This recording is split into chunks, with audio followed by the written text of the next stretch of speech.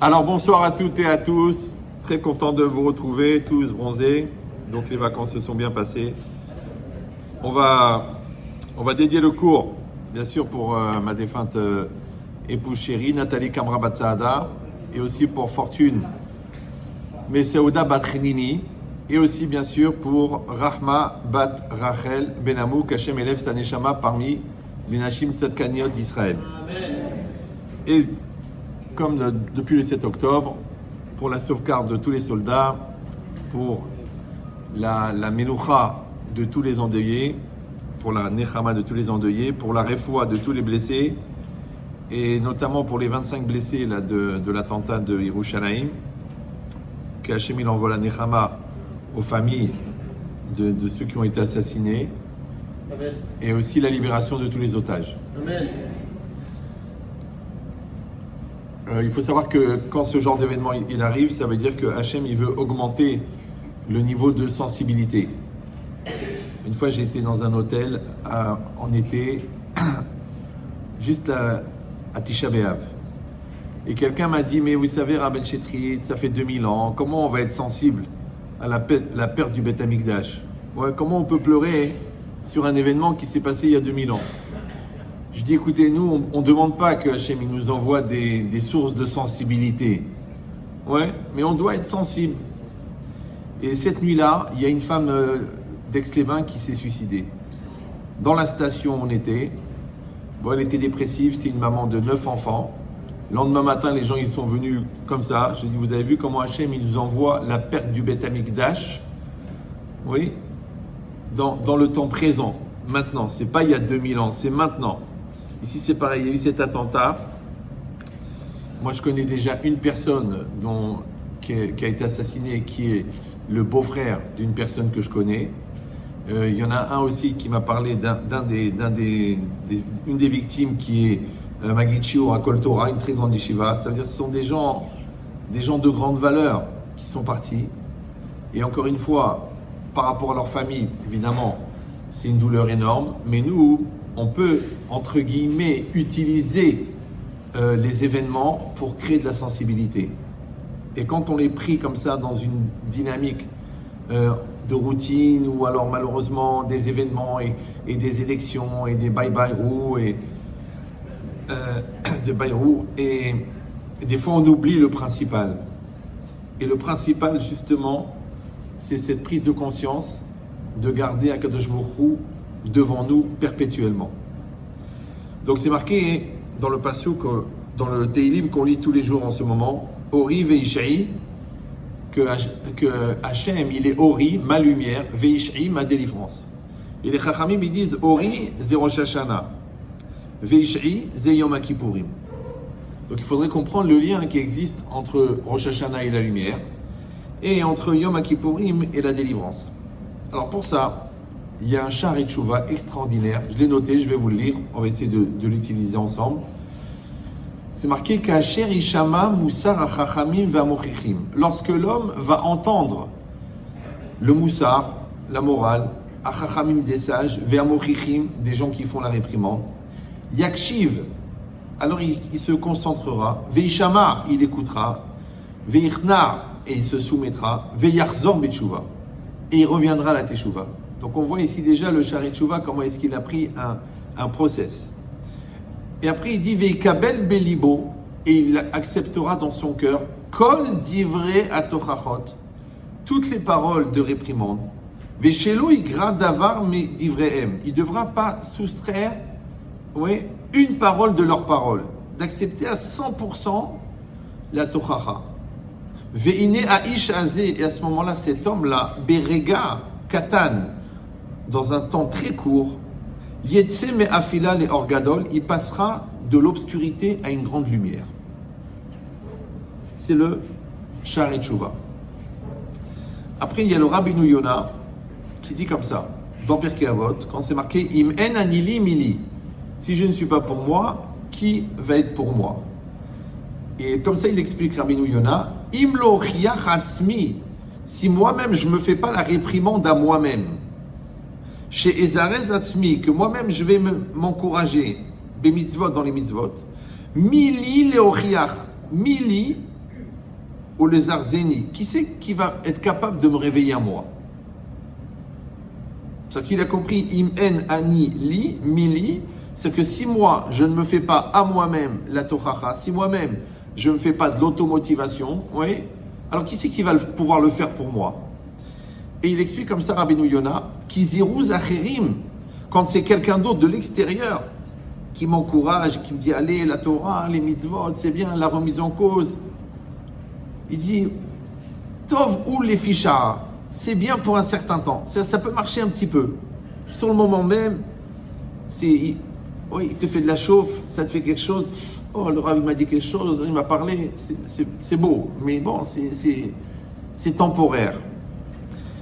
Aval, Kesheyorer Adam et Atzmo, mais quand l'homme lui-même, il s'auto-analyse, il s'auto-critique, il s'auto-encourage, Bechol Yom Vayom, chaque jour, parce que nous on attend Iloul et tout ça, mais après on repart en vacances, ouais.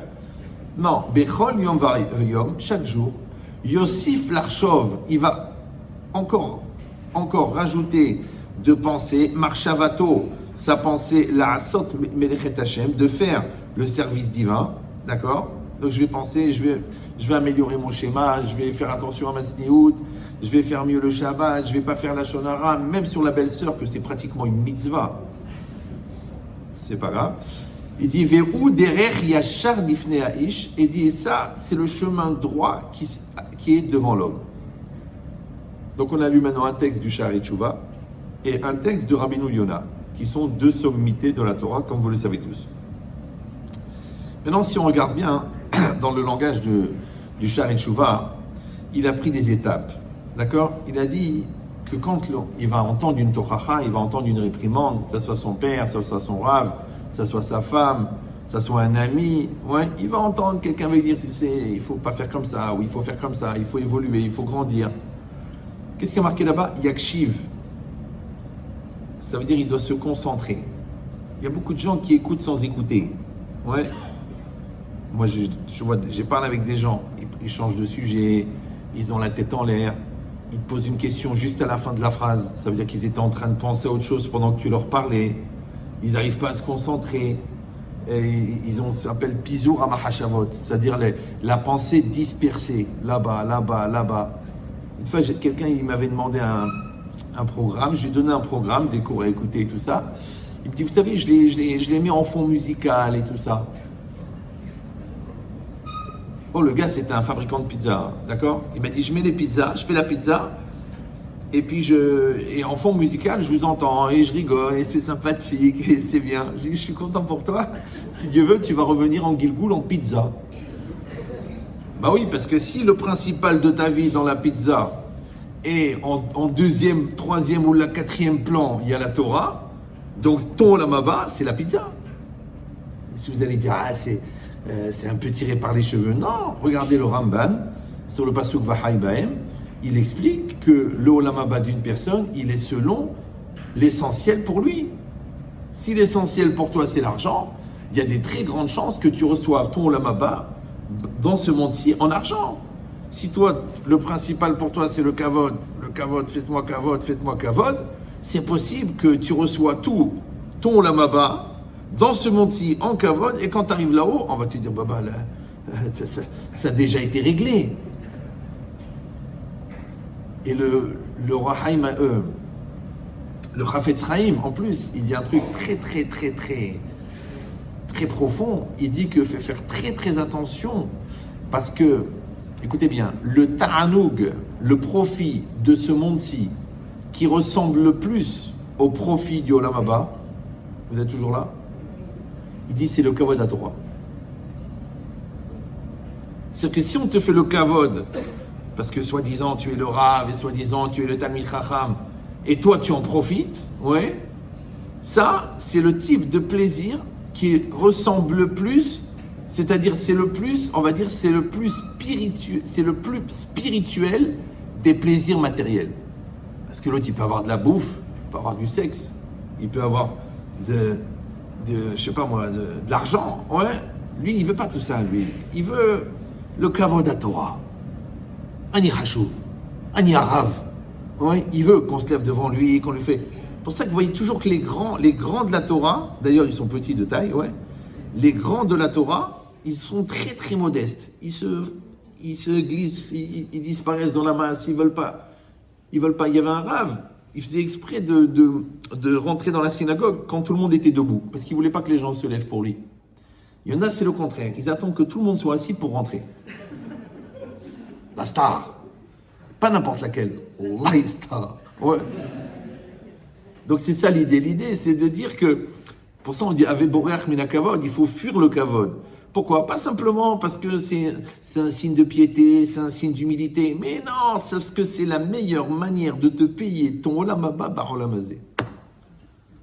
Parce qu'il dit, c'est le plaisir de ce monde-ci qui est le plus proche, c'est-à-dire dans sa nature spirituelle, du plaisir que tu pourras recevoir au olam haba après ta mort. Ça va? Donc ça veut dire qu'en vérité, le olam haba, il est selon la perception de chacun.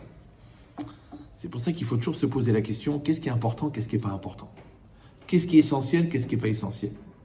Dans le problème, ça c'est une maladie très très répandue qui s'appelle le compromis. C'est les gens, ils veulent les deux. Ils disent, olam haba, vadaï, nous, ma'aminim, bene ma'aminim, tzadikim, gdolim, baït vegan, ouais. Mais on profite de ce monde-ci aussi. Grâce à Dieu, on a une très belle femme, on a la piscine, on a l'ambiance, on a la Bentley, c'est normal pour aller à la synagogue, lire votre Shabbat, ouais. Mais enfin, t'es obligé de mettre 290 000 € dans une voiture. Écoute, c'est les Shem Shamaim. Ah ouais, alors prends une Renault. Mais l'idée, c'est ça. L'idée, c'est qu'en fait, la personne, elle veut mordre des deux côtés. Pourquoi? Parce qu'elle ne veut pas sacrifier. Or, le problème, je m'excuse, ne le prenez pas mal, hein. Vous avez fait l'effort, vous êtes là, vous avez sacrifié une soirée télé, kol hakavod. C'est qu'en vérité, on ne connaît la valeur d'une chose que par rapport à ce qu'on a sacrifié pour cette chose. La voiture, tu l'as payée 100 000 €.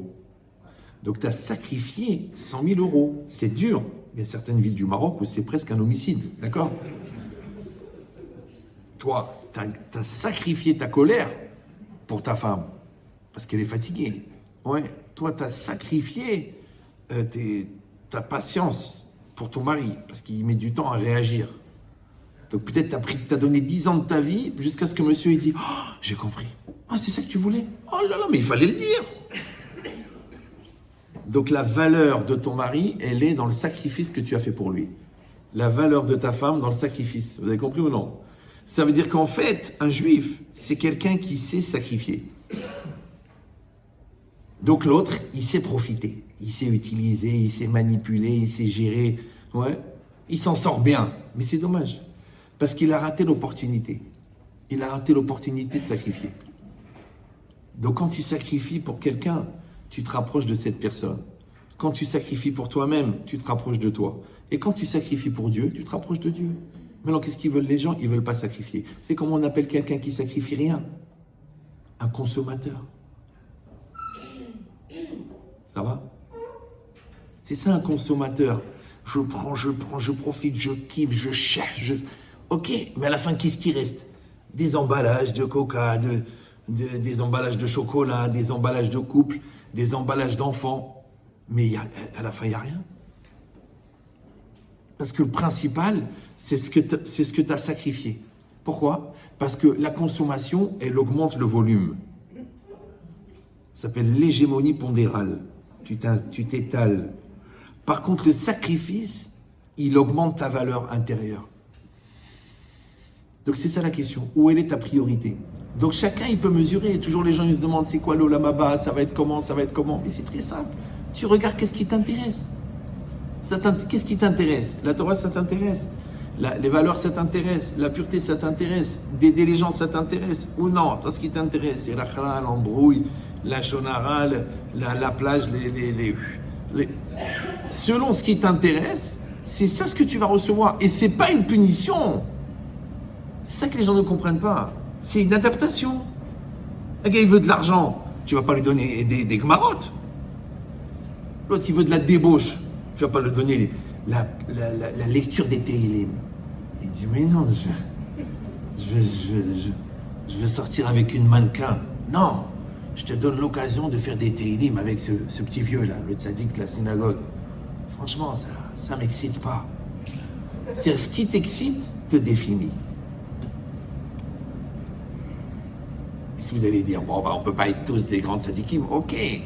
Après, il faut savoir vers quoi tu tends. Parce que si toute ta vie, c'est d'avoir des opportunités de faire des grosses bêtises avec des dames, bah, c'est une autre religion. C'est des gens qui, après leur mort, sont accueillis par 72 hôtesses, vierges. Ah, c'est intéressant. Moi, c'est pas une critique. Hein. Moi, j'ai plein de musulmans qui écoutent mes cours. Et c'est intéressant que le mec, le but de sa vie, c'est d'être enfermé dans un hôtel 4 étoiles avec 72... Il n'y a pas un truc plus haut. Ah, c'est bizarre, en tant que définition. Ouais, c'est comme si toi et moi, on est amis. On est amis, je suis ami. Ton frère, frérot, poteau, frérot, poteau, frérot. Ok. Bon, alors on travaille dans le même domaine. Ok, il y a un concurrent. En vérité, qu'est-ce qu'il fait? Il te donne des parts de sa société pour me couler. Et toi, tu acceptes. Moi, je découvre pas que t'es un tordu. Je découvre qu'on n'est pas des frérots. Ça va? Et bien dans la vie, c'est pareil. Chacun, il doit se poser la question. Qu'est-ce qui l'intéresse? Le Rav Eman, lui, il avait un truc, mais c'est violent. Je ne sais pas si vous serez capable de le faire.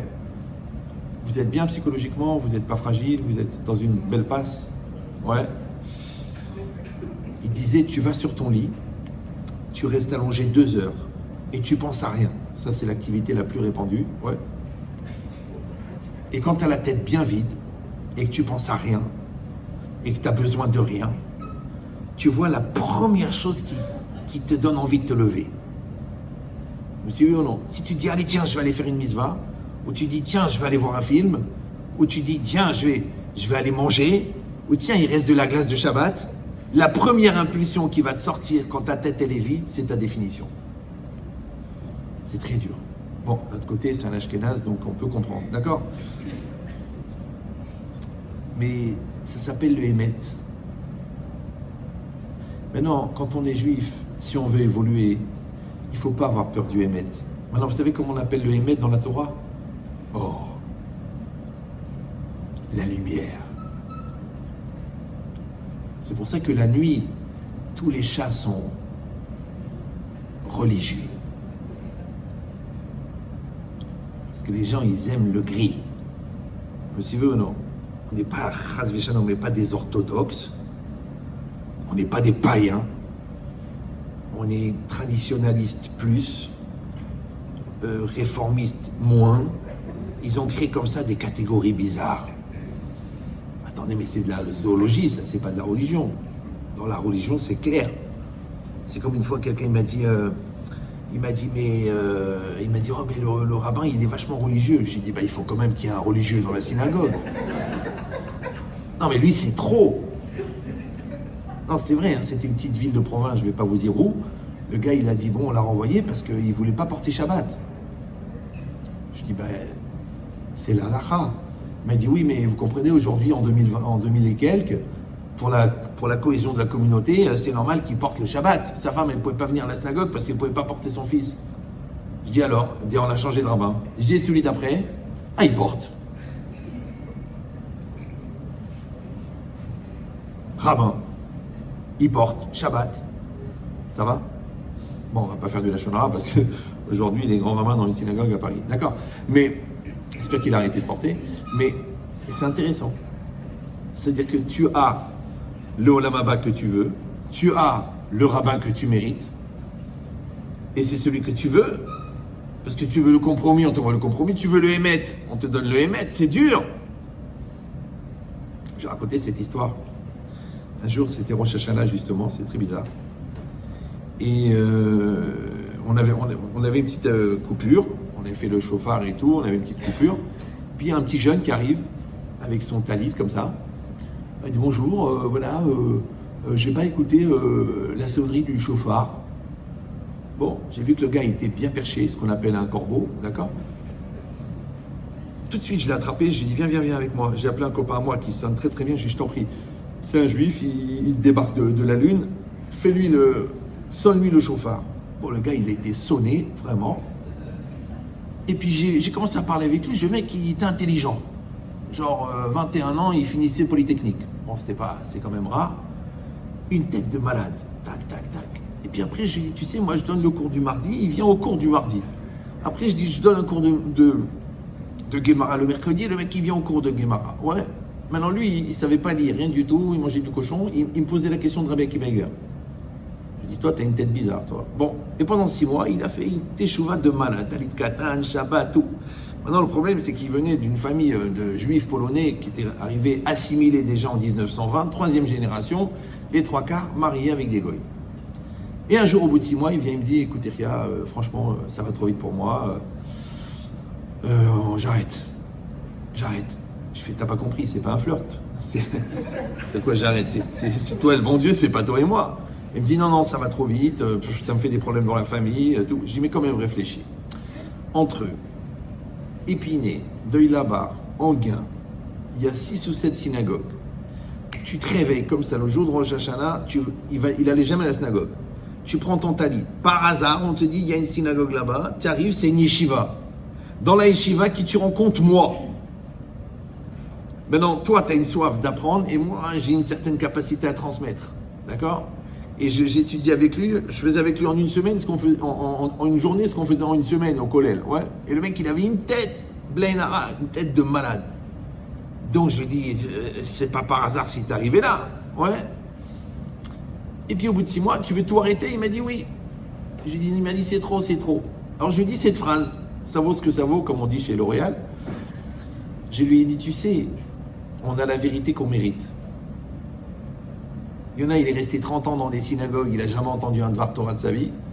Et toi, par hasard, tu tombes dans une yeshiva où tu tombes sur un gars spécialiste de pensée juive qui t'a éclaté la tête pendant 6 mois. Donc, c'est quand même bizarre. Le monde est mal fait. Ouais.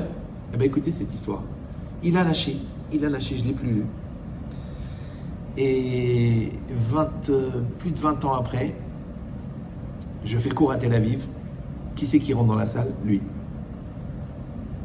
Maintenant, lui, il m'a oublié. Mais moi, j'ai une mémoire d'éléphant. J'ai été voir à la fin. Maintenant, le gars, il avait 22 ans. Et là, il avait 42 ans. Je vais le voir et tout. Yaya, c'est toi? Oui, oh là là. Ben, raconte-moi, qu'est-ce qui s'est passé? Il dit, après, je t'ai quitté. Bon, j'ai fini Polytechnique. Bon, après, j'avais un devoir pour rembourser de travailler 10 ans dans des grandes entreprises, dans des hautes administrations. Après, je suis parti à Hong Kong, j'ai créé ma société. Bon, je suis resté 10 ans avec une Chinoise. Et puis, bon, j'ai pas eu d'enfant. Et puis là, je reviens sur Tel Aviv parce que j'espère rencontrer une juive. Et bon, je suis seul.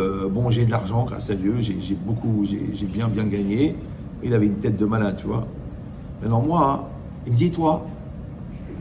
Moi, j'ai pas osé lui dire le nombre d'enfants que j'avais parce que j'ai dit, le mec, il va acheter un tabouret, une corde, il va se pendre sur place.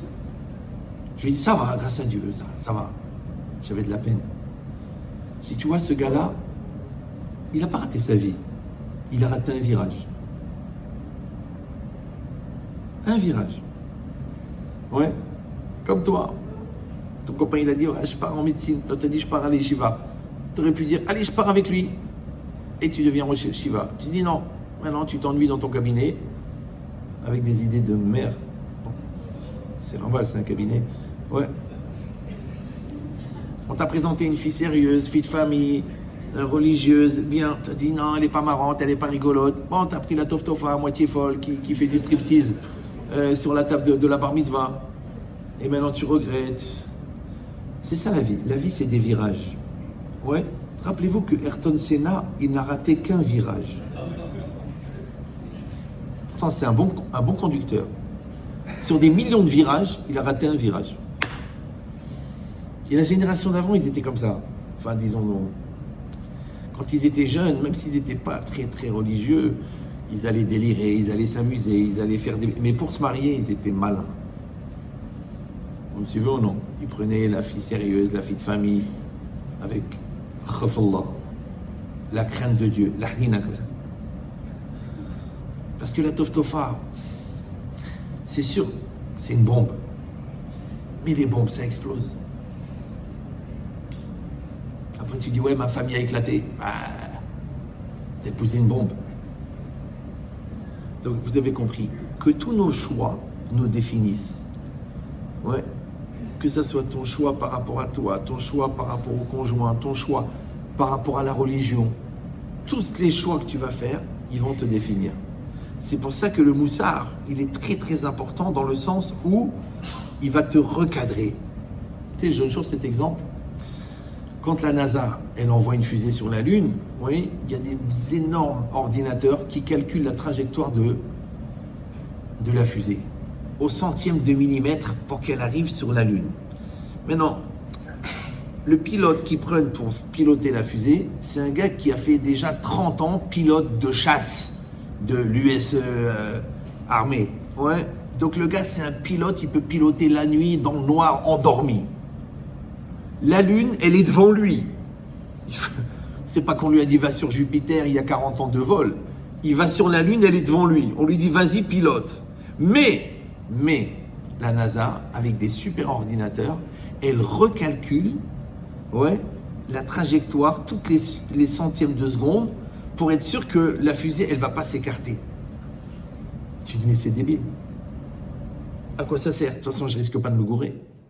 Et bien, dans la vie, c'est pareil. Parce que vous savez, si la fusée, elle fait un petit écart de 1 degré, vous avez étudié ça à l'école, les angles. Ouais. Donc, 1 degré au début de l'angle, ça fait 1000 degrés au bout. Donc, tu peux te retrouver sur Jupiter, alors que tu es allé sur la Lune. Moi, je vois des gens, ils me disent, Rav, faites-moi une bracha, je vais faire l'Aliyah. Après, l'année d'après, je vais faire quoi? À Miami, je les vois là-bas. Je dis, je ne savais pas que Miami était une province de Tel Aviv. Il me dit, non, finalement, on a préféré partir à Miami. Je dis, mais pourquoi? Il me dit, à cause de la langue. Ah bon? Oui, parce qu'on ne parle pas l'hébreu. Ah, d'accord. Je dis, mais vous parlez l'anglais? Il me dit, non. Ils avaient un projet de Aliyah. Ouais. Ils avaient un projet de Torah. Ils voulaient se mettre à côté de leur cousin qui est à Bnei Brak. Ouais. Juste à Ramat Gan. Ouais. Ils se sont retrouvés à Miami, en plus, loin de la synagogue, il n'y a même pas un Bet Chabad. C'est-à-dire, ils sont très très loin, dans un endroit perdu là-bas. Ouais. Quand il n'y a pas de Chabad, c'est que c'est vraiment foutu. Si le rabbi il a dit, c'est pas la peine de mettre un Bet Chabad, ça veut dire que Chabad al-Azman. Ouais. Ça sert à rien. Je dis, mais comment t'es arrivé là, toi? Il m'a dit, je sais pas, au dernier moment, ma femme, elle m'a dit, il y a une opportunité, on a eu la green card, quelqu'un nous a fait un plan pour une maison où il y avait un super travail, bon, finalement, on l'a pas eu, mais on avait déménagé. Tu vois pas que c'est un PAC, un piège un petit angle de rien, il t'a emmené sur la Lune, il t'a emmené sur Jupiter. Vous avez compris ou non? C'est pareil dans tout, dans un couple, il faut être 100%. Rec. Vous voyez ces deux mains, vous les voyez ou non? Si vous ne les voyez pas, il faut acheter un chien. Vous les voyez? Les deux mains, ça c'est l'homme et la femme. Si elles sont collées comme ça, ouais, elle ne peut pas rentrer la secrétaire. Il n'y a pas de place.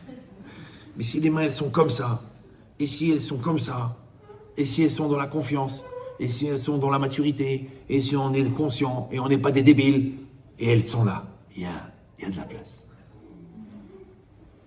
Oui. Toi et ton fils, vous êtes comme ça. Comme ça. Tu peux mettre une barre de shit, il n'y a pas de place. Moi, un de mes rabbanim, je lui ai dit, voilà, mon fils, il part à la yeshiva. À la yeshiva, moi je suis Rav, mon fils, il est à la yeshiva. Il m'a dit, tu lui parles tous les soirs. Il m'a dit, mais Rav, c'est pas évident, tous les soirs. La yeshiva, tous les soirs, tu l'appelles. Comment ça a été? Qu'est-ce qui s'est passé? Qu'est-ce que tu as étudié? Et tu sais, mon fils, que je suis fier de toi, je t'aime et tout. Il m'a dit, Rav, c'est pas évident. Il m'a dit, bon, tu veux sauver ton fils ou non? Parce que 4000 km, tu lui parles pas 2 soirs. Il rencontre 2 cinglés. Il nous dit, viens, c'est jeudi soir, on va à Mahane Yehuda. Et là-bas, l'hôtel est en conversion. C'est une Allemande. Il n'a pas compris ce qui lui arrive. Il va la ramener à la Torah Blineder. Et maintenant, il est serveur à Holon. Où là, il travaille dans un supermarché. Comment c'est possible? Avec un petit sortie de l'angle. Donc tant qu'il n'a pas ses références à lui très fortes, c'est toi ses références, c'est toi les repères. Oui. Donc l'homme lui-même, il doit perpétuellement en recalcul de sa trajectoire. Et comment il s'appelle l'outil qui permet de recadrer la trajectoire? Le moussard. Ça va? La morale. C'est ce qui est marqué ici. Yakshiv. Ouais, quand le Rav il va parler, ton ami il va parler, ta chavruta il va parler. Ouais. Elle va te dire, regarde, il faut qu'on se concentre un peu mieux, il faut qu'on arrête de parler des bêtises quand on est au Beth Midrash. Il faut qu'on reste concentré. Viens, on finit le DAF et après on discute. Viens, on finit le Tosfot et après on parle de ta machine à laver. Non, mais ça va, on se vide un peu la tête, on parle. Non, tu es en train de sortir. Moi, quand j'étais à la Yeshiva, on était des malades mentaux. C'était un groupe de malades. Donc, on avait pris sur nous que si quelqu'un il veut parler du Chol, même pour un truc sérieux, il a besoin de changer de voiture, ou là, on lui explique les papiers pour les allocations et tout ça, tu sors du Beth Midrash. Tu sors. En plus, on était sur une table, Béhémet, la Yeshiva, c'était la Haniout. Il y avait une table, on était 8 sur la table. On était serrés comme ça toute la journée, collés avec la Gemara. Donc, s'il y en avait un qui parlait d'autre chose, automatiquement, les 7 autres, ils étaient concernés, mais en 2 mots. Donc, on faisait attention. Pas de parole de Chol. Maintenant, sachez que tous les gens qui étaient assis à cette table, c'est des rabbanim aujourd'hui. Les autres, ils ont dit, bon, c'est pas grave, on se détend un peu. Moi, je me rappelle quand ils ont mis la machine à café, on a fait une discussion de 3 heures. Pourquoi tu amènes une machine à café? Oui, mais tu comprends, c'est plus pratique, on fait le café, on fait le truc, tu peux cappuccino, chrado, babo, dado. On a une boîte de Nescafé, on a de l'eau chaude, on a du sucre, ça suffit. Ça y est, tu commences, tu te lèves, alors tu parles, et comment ça va? Et toi? Oh, bah, j'ai eu des brûlures d'estomac, ah, ma belle-mère, elle vient Shabbat. La Yeshiva, la Gemara, elle a quitté ce monde. La Yahma. Tu ne sors pas ta tête. C'est ça, Yakshiv. Tu es concentré, ça s'appelle le rikouz. Oui? Tu es concentré. Attention, parce que quand tu es dans ta Gemara, tu es concentré. Quand ta femme, elle te parle, tu es concentré. Quand ton mari te parle, tu es concentré. Tu ne joues pas avec ton téléphone ou tu regardes la télé. Ouais? Quand ton fils, il te parle, papa, je veux te parler, tu es concentré. C'est ça, Yakshiv. Il faut être capable de se concentrer. Pourquoi? Parce que la réalité, elle n'est accessible que selon ton niveau de concentration. Maintenant, je vous dis, il y a des gens, c'est des papillons. Ils survolent, ils sont ici, ils sont là-bas, ils sont au travail, ils pensent aux vacances, ils sont en vacances, ils ont le souci du travail, ils habitent ici, ils regrettent Israël, ils sont en Israël, ils regrettent la France, ils sont mariés avec celle-là, ils pensent à celle-là, ouais, parce qu'ils pensent à l'ex. Parce qu'elle s'appelait Alex. L'ex. Il dit, mais non, c'est pas Chaz Veshalom, je suis pas un rachat, mais la vérité, je suis pas très motivé. Elle a beaucoup grossi, donc je me permets de faire une espèce d'adultère mental. Mais ça, c'est très très grave dans l'halakha. Ouais. Encore une fois, je ne veux pas vous pourrir la tête. Parce que si je voulais vous pourrir la tête, vous feriez des cauchemars pendant des semaines de tout ce que j'entends comme horreur. Mais horreur cachère. C'est-à-dire que le gars, il va t'expliquer, la fille, elle va légitimer. Je dis, mais même les nazis, ils avaient des raisons. Il fallait éliminer la vermine. Et toi, tu dis, oui, mon mari, il a grossi. Donc, quand je suis avec lui, je pense à quelqu'un d'autre. Et après, le gosse, il a la yeshiva. Mais il veut faire du business. Mais non, pour l'instant, tu as la yeshiva. Tu vas faire du business. Pour l'instant, tu construis ta tête. L'autre, il a fait un doctorat de force commerciale. Et toi, tu as fait tout. Tu as fait Baba Kama. Tu as fait le Ran, le Roche, le Rajba. Tu as fait Baba Batra. Tout. Beyoun. Sache qu'au niveau QI, au niveau capacité, connexion, au niveau compréhension, tu as la même chose que le mec qui a fait 6 ans à Dauphine en écho. Sache-le. Peut-être même que tu as une tête plus rapide. Oui. Mais il faut le faire. Mais si t'es ici et t'es pas ici, t'es nulle part. C'est une grave maladie. Ça s'appelle midi à 14h. D'accord? Donc, première chose, il y a Kshiv. Le Rav, il parle. Moi, je me rappelle quand le Rav il parlait au Shiur, je tremblais. Les gens me disaient, mais ça va, détends-toi, c'est cool. Ouais. Pourquoi? Parce que moi, j'ai beaucoup réfléchi en philosophie avant de rentrer à la yeshiva. Et quand j'entendais la force et la puissance, je disais, mais attends, on est au Sinaï là. Parce que le Rav, c'était un puissant, d'accord? Il a mis le feu à Poniovitch, à Brisk, on l'appelait Esh Ochelet, un feu dévorant, d'accord? Donc quand il est là, et il t'explique une chose très profonde dans la Gemara, tu trembles, pas parce que tu as peur de prendre des coups, mais parce que tu as peur de rater une miette. C'est que le degré de porosité, parce que tu veux te laisser pénétrer de l'information, tu veux te laisser pénétrer de l'Aïrat Shamaïm de la personne, tu veux te laisser pénétrer de ce qui a fait que la personne elle est devenue ce qu'elle est devenue, ça t'intéresse. Ou non, tu dis non, moi c'est le côté culturel, bon là il répondait à la question de Tosfot, bon, c'est de la culture, toi tu peux apprendre ça chez les goïms aussi, ouais. Tu dis non, je vais m'imprégner, pour ça c'est marqué Oler et achachamim yechakem. Celui qui va chez les sages, il va devenir sage. Ils disent les commentaires, mais pourquoi il n'y a pas écrit Oler im achachamim? Celui qui va avec les sages, il y a écrit Oler et achachamim. Mais et en hébreu, c'est ce qui introduit le complément d'objet direct. Ça va? Alors, le Rav Shalom Abersera de Colombéchard, qui était mon Moël aussi. C'est le seul qui m'a coupé la parole. Non, je rigole, j'étais Maoul, il m'a pas fait la mila, il m'a fait couler une petite goutte de sang. Il a dit, dans son livre d'Ivrei Shalom, il a donné une explication. Et je l'ai étudié quand j'étais, avant d'être à la yeshiva. Ouais. Et là-bas, il a dit une chose incroyable. C'est quoi Oler et achachamim?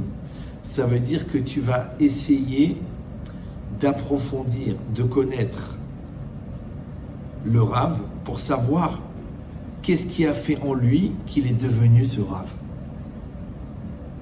Ça s'appelle en hébreu la ishiout, la personnalité. Ça veut dire que quand tu écoutes quelqu'un, tu reçois sa Torah, tu reçois sa personnalité, tu reçois sa bonne volonté. Malheureusement, l'inverse aussi. Quand tu es avec une personne toxique, tu reçois la mauvaise volonté, tu reçois l'information déformée et tu reçois aussi la personnalité négative. C'est pour ça qu'il faut faire attention de qui on s'entoure et de qui on reçoit. Des fois, on était dans des séjours et tout ça. Alors, il y avait le spa. Alors, ma femme, elle me disait, ah ouais, c'est bien, tu te fais masser et tout ça. C'est un homme et tout. Et moi, j'arrivais pas. J'étais tendu. Il me dit, non, mais c'est rien, il te masse. Je sais pas. Si le gars, je le sens pas, je le connais pas. Je sais qu'est-ce qu'il a fait avec ses mains, si vous l'avez 10 minutes avant. Qu'est-ce qu'il fait dans la rue? Qu'est-ce qu'il fait avec les prostituées qu'il va voir? Un russe en plus. Ouais. Je dis, il me touche pas. J'avais peur. J'étais tendu, j'étais pas détendu. Vous avez compris ou non? Et ça, c'est rien, c'est la peau avec la peau. Alors la peau avec la bouche, avec la tête. Après les intentions négatives, toxiques, méchantes. Ouais. Ça veut dire que, encore une fois, c'est impossible d'évoluer sans avoir une écoute à 100%. Mais cette écoute à 100%, si tu n'as pas un espèce de filtre, que tu sens pas la crainte de Dieu de la personne, que tu sens pas la gentillesse de la personne, que tu sens pas la pureté de la personne, fais attention. Moi, je me rappelle, il y avait un monsieur au Canada, bon, qui n'était pas spécialement un chacham, mais je le sentais tellement gentil. Chaque fois, je disais à son fils, emmène-moi chez ton père, parce que ton père, il fait des brachot. Je voulais ces brachot. Vous avez compris ou non? Tu sens la gentillesse de quelqu'un. Maintenant, il ne va pas te donner un chidouche de la Torah, il ne va pas te faire une démonstration sur le temps relatif et le temps absolu en philosophie, mais il va te faire une bracha mikol alev. Et moi, j'enlevais ma kippa, il me disait, oh, papa, c'est à moi c'est toi qui dois me faire une bracha. Je sais de qui prendre des brachot. Vous comprenez ou non? C'est ça Yakshiv. Yakshiv, il a dit le Sha'arei Tshuva, lorsqu'il va entendre l'enseignement, la morale des chachamim, des sages et des gens qui vont le réprimander, yakshiv, il doit bien se concentrer pour recevoir à 100%. Veishamar, et il va entendre. Parce qu'il est concentré, il va entendre. Donc vous avez compris que celui qui n'entend rien, c'est parce qu'il n'est pas concentré. Comme dans un couple. Les gens disent, vous savez, Rabbi Chitrit, on ne s'entend plus. Je dis, il faut aller voir un ORL. Je ne peux plus la voir. Allez voir un ophtalmo. Alors je vous donne le secret. Écoutez bien. Les gens qui s'écoutent sont les gens qui s'entendent. Maintenant, les 3/4 des gens, ils ne s'écoutent pas. Donc ils ne s'entendent pas. Combien de fois je me suis permis des gens qui se bagarraient comme ça, je disais, une seconde. Ouais, je suis pas d'accord, c'est son opinion, c'est pas ma façon de voir, et moi je suis différente, j'ai ma personnalité, j'ai droit à la parole, j'ai le droit d'expression. Écoute-moi bien, Jean-Luc, ne mélangeons pas tout. Tu sais quoi, t'es pas d'accord? Mais dis bon, je suis pas d'accord, ok. Dis-moi qu'est-ce qu'il a dit l'autre. C'est pas le problème, ça n'a rien à voir. Bon, de toute façon, on est dans le raisonnement. Moi, je sais très bien ce que je pense. Dis-moi, qu'est-ce qu'il dit l'autre? Comment tu peux être pas d'accord avec quelqu'un que tu ne sais même pas ce qu'il raconte? Je vais dire mieux encore. Maintenant que tu sais ce qu'il a dit, quelle est sa démarche de démonstration? Donne-moi l'argumentaire. Ah, mais je ne sais rien, je ne suis pas dans sa tête. Mais Yashbeb, si tu n'es pas dans sa tête, ouais, comment tu peux ne pas être d'accord? Et dernier filtre, et c'est violent, si tu veux savoir si tu es objectif dans une discussion, c'est seulement si tu es capable d'argumenter dans le sens de l'autre. Parce que argumenter dans ton sens, on est tous capables. C'est normal, c'est notre intérêt, c'est notre négia, c'est notre ego. Maintenant, je te dis, si toi tu veux savoir si tu es libre entre la recherche de la vérité et la recherche de ta reconnaissance dans la société, la seule manière, c'est de voir si tu es capable d'argumenter dans le sens de l'autre. Alors, tu vas dire, mais je ne peux pas argumenter dans le sens de l'autre, puisque je ne suis pas d'accord. Mais non, c'est pas parce que tu n'es pas d'accord, c'est parce que tu ne sais pas ce qu'il pense l'autre. Donc comment tu peux être objectif de dire j'ai choisi ça plutôt que ça, puisque de toute façon tu ne sais même pas ce que l'autre y pense, tu ne sais même pas pourquoi il le pense, tu ne sais même pas qu'est-ce qui l'a amené à penser. C'est pour ça que la Gemara, c'est très bon pour ça. Parce que quand tu fais la Gemara, bon, il y a une halakha. Bon, Rabbi Shimon, il a dit c'est permis. Rabbi Yehuda, il a dit c'est assourd. Ok. Maintenant, Rabbi Shimon, il amène tout l'argumentaire. Voilà, de la Braïta, on apprend de là, de la Mishnah, voilà, on l'a appris, on l'a déduit du Passouk. Ok. Sur ça, Rashi, il a posé 8 questions. Enfin, il a amené tout le commentaire. Le Tosfot, il a amené 7 questions sur le Rashi. Le Maguiné Shlomo, il a répondu à toutes les questions qu'il y avait sur Rashi par le Tosfot.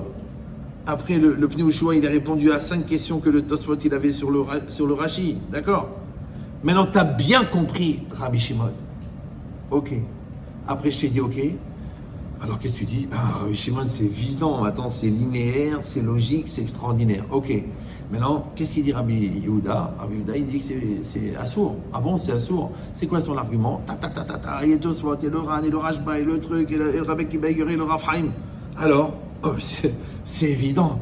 C'est Rabbi Yehuda qui a raison. Dis-moi, t'es embêté maintenant, parce que les deux, ils ont raison. C'est ça la Gemara. Divrei Elou, Ve'elou, Divrei Elokim Haïm. D'accord? Maintenant, moi, j'ai l'habitude d'écouter les gens. Ne le prenez pas mal. Hein. Mais souvent, dans les conflits, les deux ont raison. Mais ils n'ont pas la même vision. Ils n'ont pas la même approche. Ils n'ont pas le même projet. Ouais, ils n'ont pas la même finalité. Mais si tu prends chacun dans son angle personnel, ils ont raison. Alors, qu'est-ce qu'il faut faire alors, on ne va pas savoir qui c'est qui a raison, en fin de compte. Alors, Rav, vous avez pris parti, qu'est-ce que vous dites? Je dis, mais moi, je m'en fous de savoir qui a raison. Moi, je cherche à où est la vérité. Maintenant, la vérité, elle est où? La vérité, elle est dans la superposition des deux argumentaires, dans le prélèvement de la base du commune, à partir de laquelle on va créer le compromis et on va fixer les règles qui vont être adaptées à la perpétuité de la communion à l'intérieur de ce couple ou avec cet enfant. Ça va?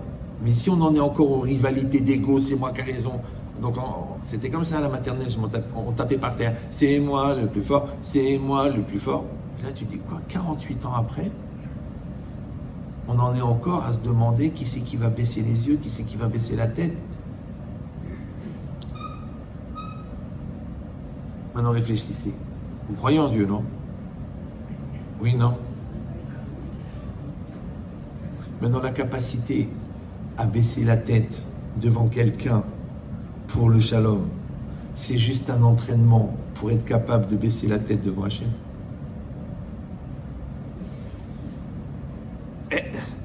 Si vous croyez en Dieu, si vous ne croyez pas, je ne peux rien faire pour vous. Il vaut mieux habiter un étage élevé. Mais si vous croyez en Dieu, vous savez que chaque situation, c'est un apprentissage. Donc moi, je viens avec mon argument, toi tu viens avec ton argument. Bon, il se trouve que, accidentellement, nous nous sommes mariés. Et moi je parle avec toi, toi tu parles avec moi. Et on discute, et on truc et tout ça. Mais on s'aime. D'accord? Alors toutes ces discussions, tout ça, pourquoi faire? Pour arriver à la communion, la compréhension, la communication. Ok, la solidarité, super, extra. Je suis fier de toi, je t'aime, je te comprends, je te truc, on fait un, bravo. Arrive le test majeur. La crise d'adolescence des enfants. On va voir s'il y a un parent ou deux parents. Ah non, mais toi t'es trop dur, mais toi t'es trop cool. Ça veut dire que le conflit, il est dénominateur, il est représentatif de notre communion. J'ai dit souvent ce principe. Vous savez que celui qui a deux bras, il a deux mains. Dans les deux mains, il y a une main gauche et une main droite. Maintenant, vous savez que les droitiers ont une main gauche. Vous savez pourquoi on l'appelle gauche? Parce qu'elle est gauche. Puisqu'ils sont droitiers. Donc la main gauche, elle est un peu... elle n'arrive pas à écrire, elle n'arrive pas à prendre, elle n'est pas précise. C'est une main gauche. Maintenant, le gaucher, lui, sa main droite, c'est la main gauche. Donc il a une main gauche, mais c'est sa main droite. Vous êtes toujours là? Voilà. Maintenant, quand vous prenez un couple, la vérité, il y a une main droite et une main gauche. Maintenant, les brels, qu'est-ce qu'ils vont dire? Elle est gauche. Il ne comprend rien. Il n'a pas la sensibilité. Il est superficiel. Elle est nulle. Elle est grosse. Elle est gauche. Les gens malins, ils utilisent la différence pour créer de la complémentarité. Ça va toujours? Maintenant, moi je donne toujours le même exemple parce qu'il est facile à comprendre, même pour les gens qui pratiquent le cerf-volant. C'est que, puisqu'on a tous une main droite et une main gauche, donc on est tous un petit peu handicapés. Et pourtant, quand vous voyez la vidéo du pianiste virtuose qui vous fait voir le concerto à une vitesse qui va tellement vite que tu vois même pas les doigts et il n'y a pas une seule fausse note. Et le gosse, il a 9 ans. Tu te dis, waouh, quel génie. Mais la vérité, tu as une question. Dis-moi, il n'a pas de main gauche, ce mec-là? Il n'a pas de main gauche. Ça s'appelle la coordination. Donc on est différents. Toi et ta femme, vous êtes différents. Toi et ton fils, vous êtes différents. Toi et ton employé, vous êtes différents. Toi et ton rave, vous êtes différents. Donc on est toujours à la gauche d'une main droite. Ça va? Maintenant, qu'est-ce qu'on va faire avec cette différence? Alors il y en a, ils font des complexes, des malaises, des stress, de la haine, de la rancune qui crève et qui s'étouffe. Ouais. Et 14 ans de thérapie et 12 ans d'exomile. Ouais. Et il y en a qui disent, ok, je suis différent de mon père. C'est un moteur pour moi. Oui, on est différents dans le couple, mais c'est une occasion de faire de la complémentaire. Et mon rêve, il est 100 fois plus fort que moi. Eh ben c'est bien, ça me donne le challenge de finir le chasse. Alors que toi, tu dis, non, moi j'ai étudié avec le chamage, il m'a dit, si tu passes bien le balai, je t'offre un coca. J'ai la vérité, on s'entend très bien. Mais c'est dommage, il y a un Gaon. Voilà, il y a Rav Yahya, il est là, il habite à Lyon, non? Toi, tu dis, quand j'ai une question, mais si tu n'as pas de question, vas-y, réfléchis sur un sujet, tu dis un passage, fais bien un Mishnah Bora, il va lui poser une question, il est là-bas, il est dispo, il est vivant. Vas-y. Non, les gens aujourd'hui, ils font teshuva avec des rabbanim qui sont morts. Comme ça, ils sont tranquilles. Jamais tu peux te faire engueuler par un kéver. j'exagère. Mais si peu. Donc vous avez compris qu'en vérité, si encore une fois tu crois en Dieu, toute la vie, ça va être des opportunités de t'améliorer. Mais tu ne peux pas t'améliorer si ce n'est par la confrontation à la différence. Donc la différence, c'est quoi? C'est que toi, tu as agi d'une manière et l'autre, il te fait une tochacha. Il te dit, écoute, c'est pas bien, oh, c'est assourd, c'est pas comme ça qu'il faut faire. Le jour, je sais pas où j'étais, dans un hôtel ou je sais pas quoi. Et bon, c'est une des seules halakha où le Mishnah Berurah, il dit que c'est une mitzvah de faire la tochacha. Le gars, il avait les téphilines ici. Je les appelle les spéléologues. Les gars, ils sont dans la caverne, ils cherchent la lumière, ils ont mis la lampe ici. Moi, je vais le voir gentiment, Mechila, excusez-moi, je m'excuse de rentrer dans votre vie, mais je n'osais pas lui dire qu'il n'a jamais fait la mitzvah de sa vie, le mec, parce que dès que les téphilines, ils dépassent d'1 millimètre, le boîtier, il dépasse d'1 millimètre la racine des cheveux, même celui qui n'en a plus, il sait où ils étaient, il rate la mitzvah. Plus haut, c'est pas grave, mais plus bas, il rate la mitzvah. Donc le mec, ça fait, attends, et en plus, lui, il les met comme ça, parce que son père les mettait comme ça. Le grand-père, déjà à Oujda, il les mettait comme ça. On va dire plutôt à Alger, d'accord? Ouais. Donc, tu te rends compte, 3 générations. Donc moi, je vais le voir. Je lui dis, écoutez, excusez-moi, Mechila, mais je me mets par terre. Lui, il comprend pas. Le Rav, il vient le voir. Je dis, écoutez, c'est vraiment juste pour vous aider, pour vous truquer. Je mets les mots, les gentillesses, les compliments. Je les vois de 3 couches de confiture. Et je lui explique qu'il faut mettre les tefilines là et tout ça. Bon. Le mec, il me dit, merci. Ok, j'étais content. J'ai dit, bon.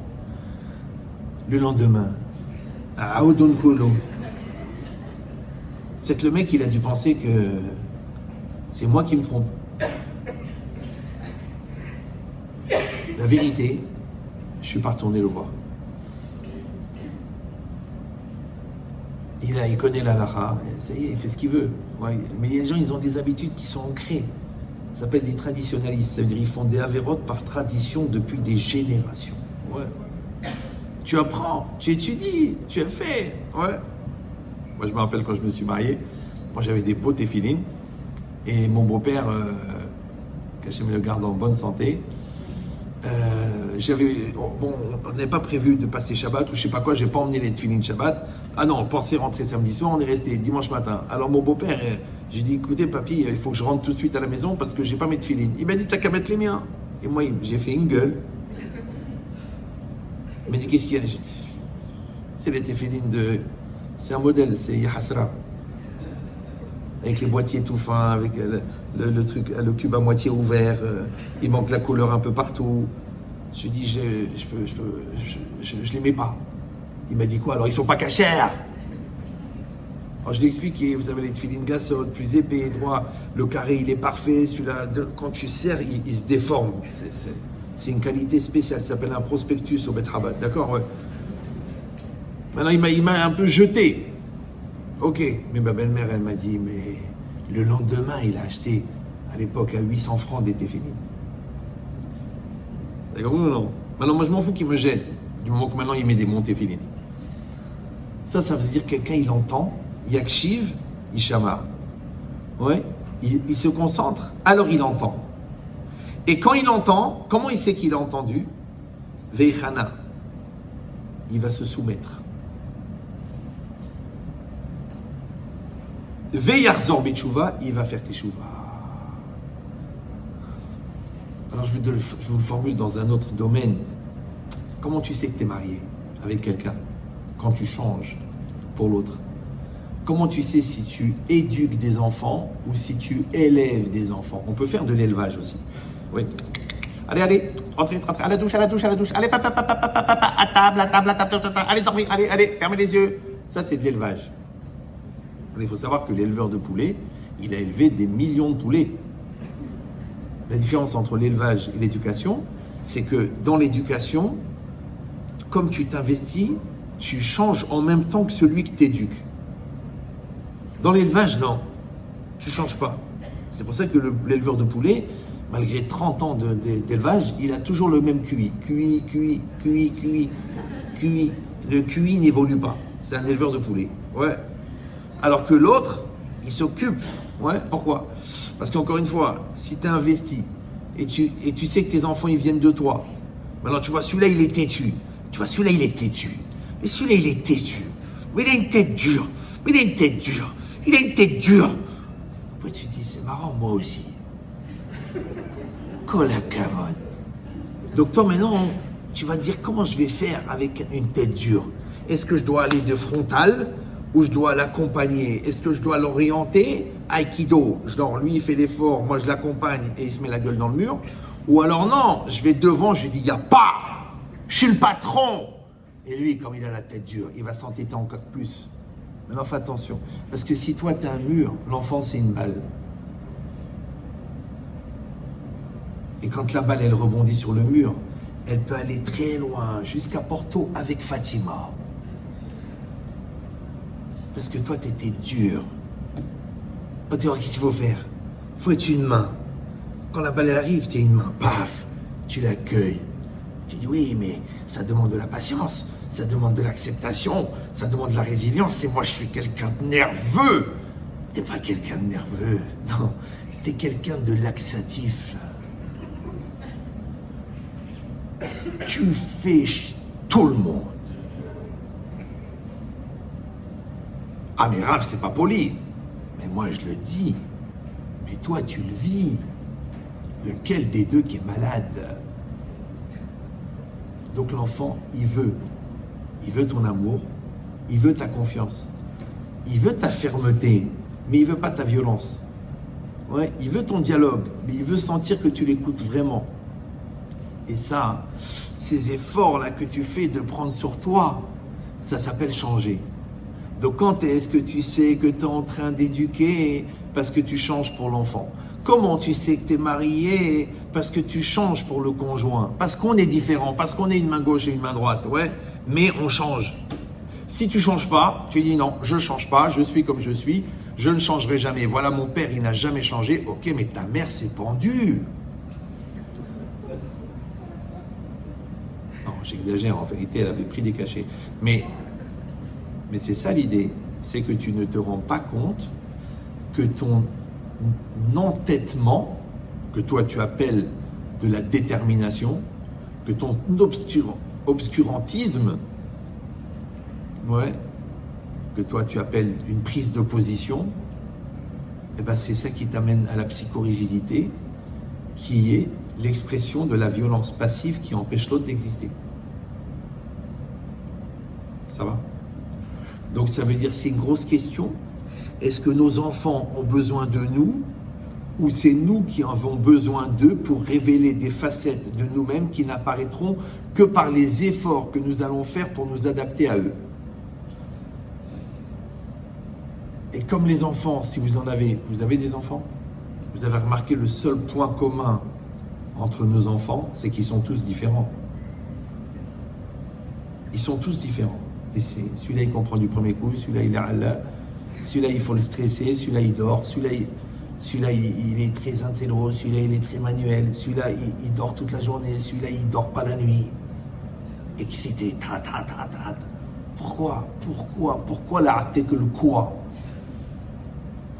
Parce que ces enfants-là, d'accord, ils sont tous le fruit des multi-combinaisons possibles entre vos deux personnalités éternellement en fusion.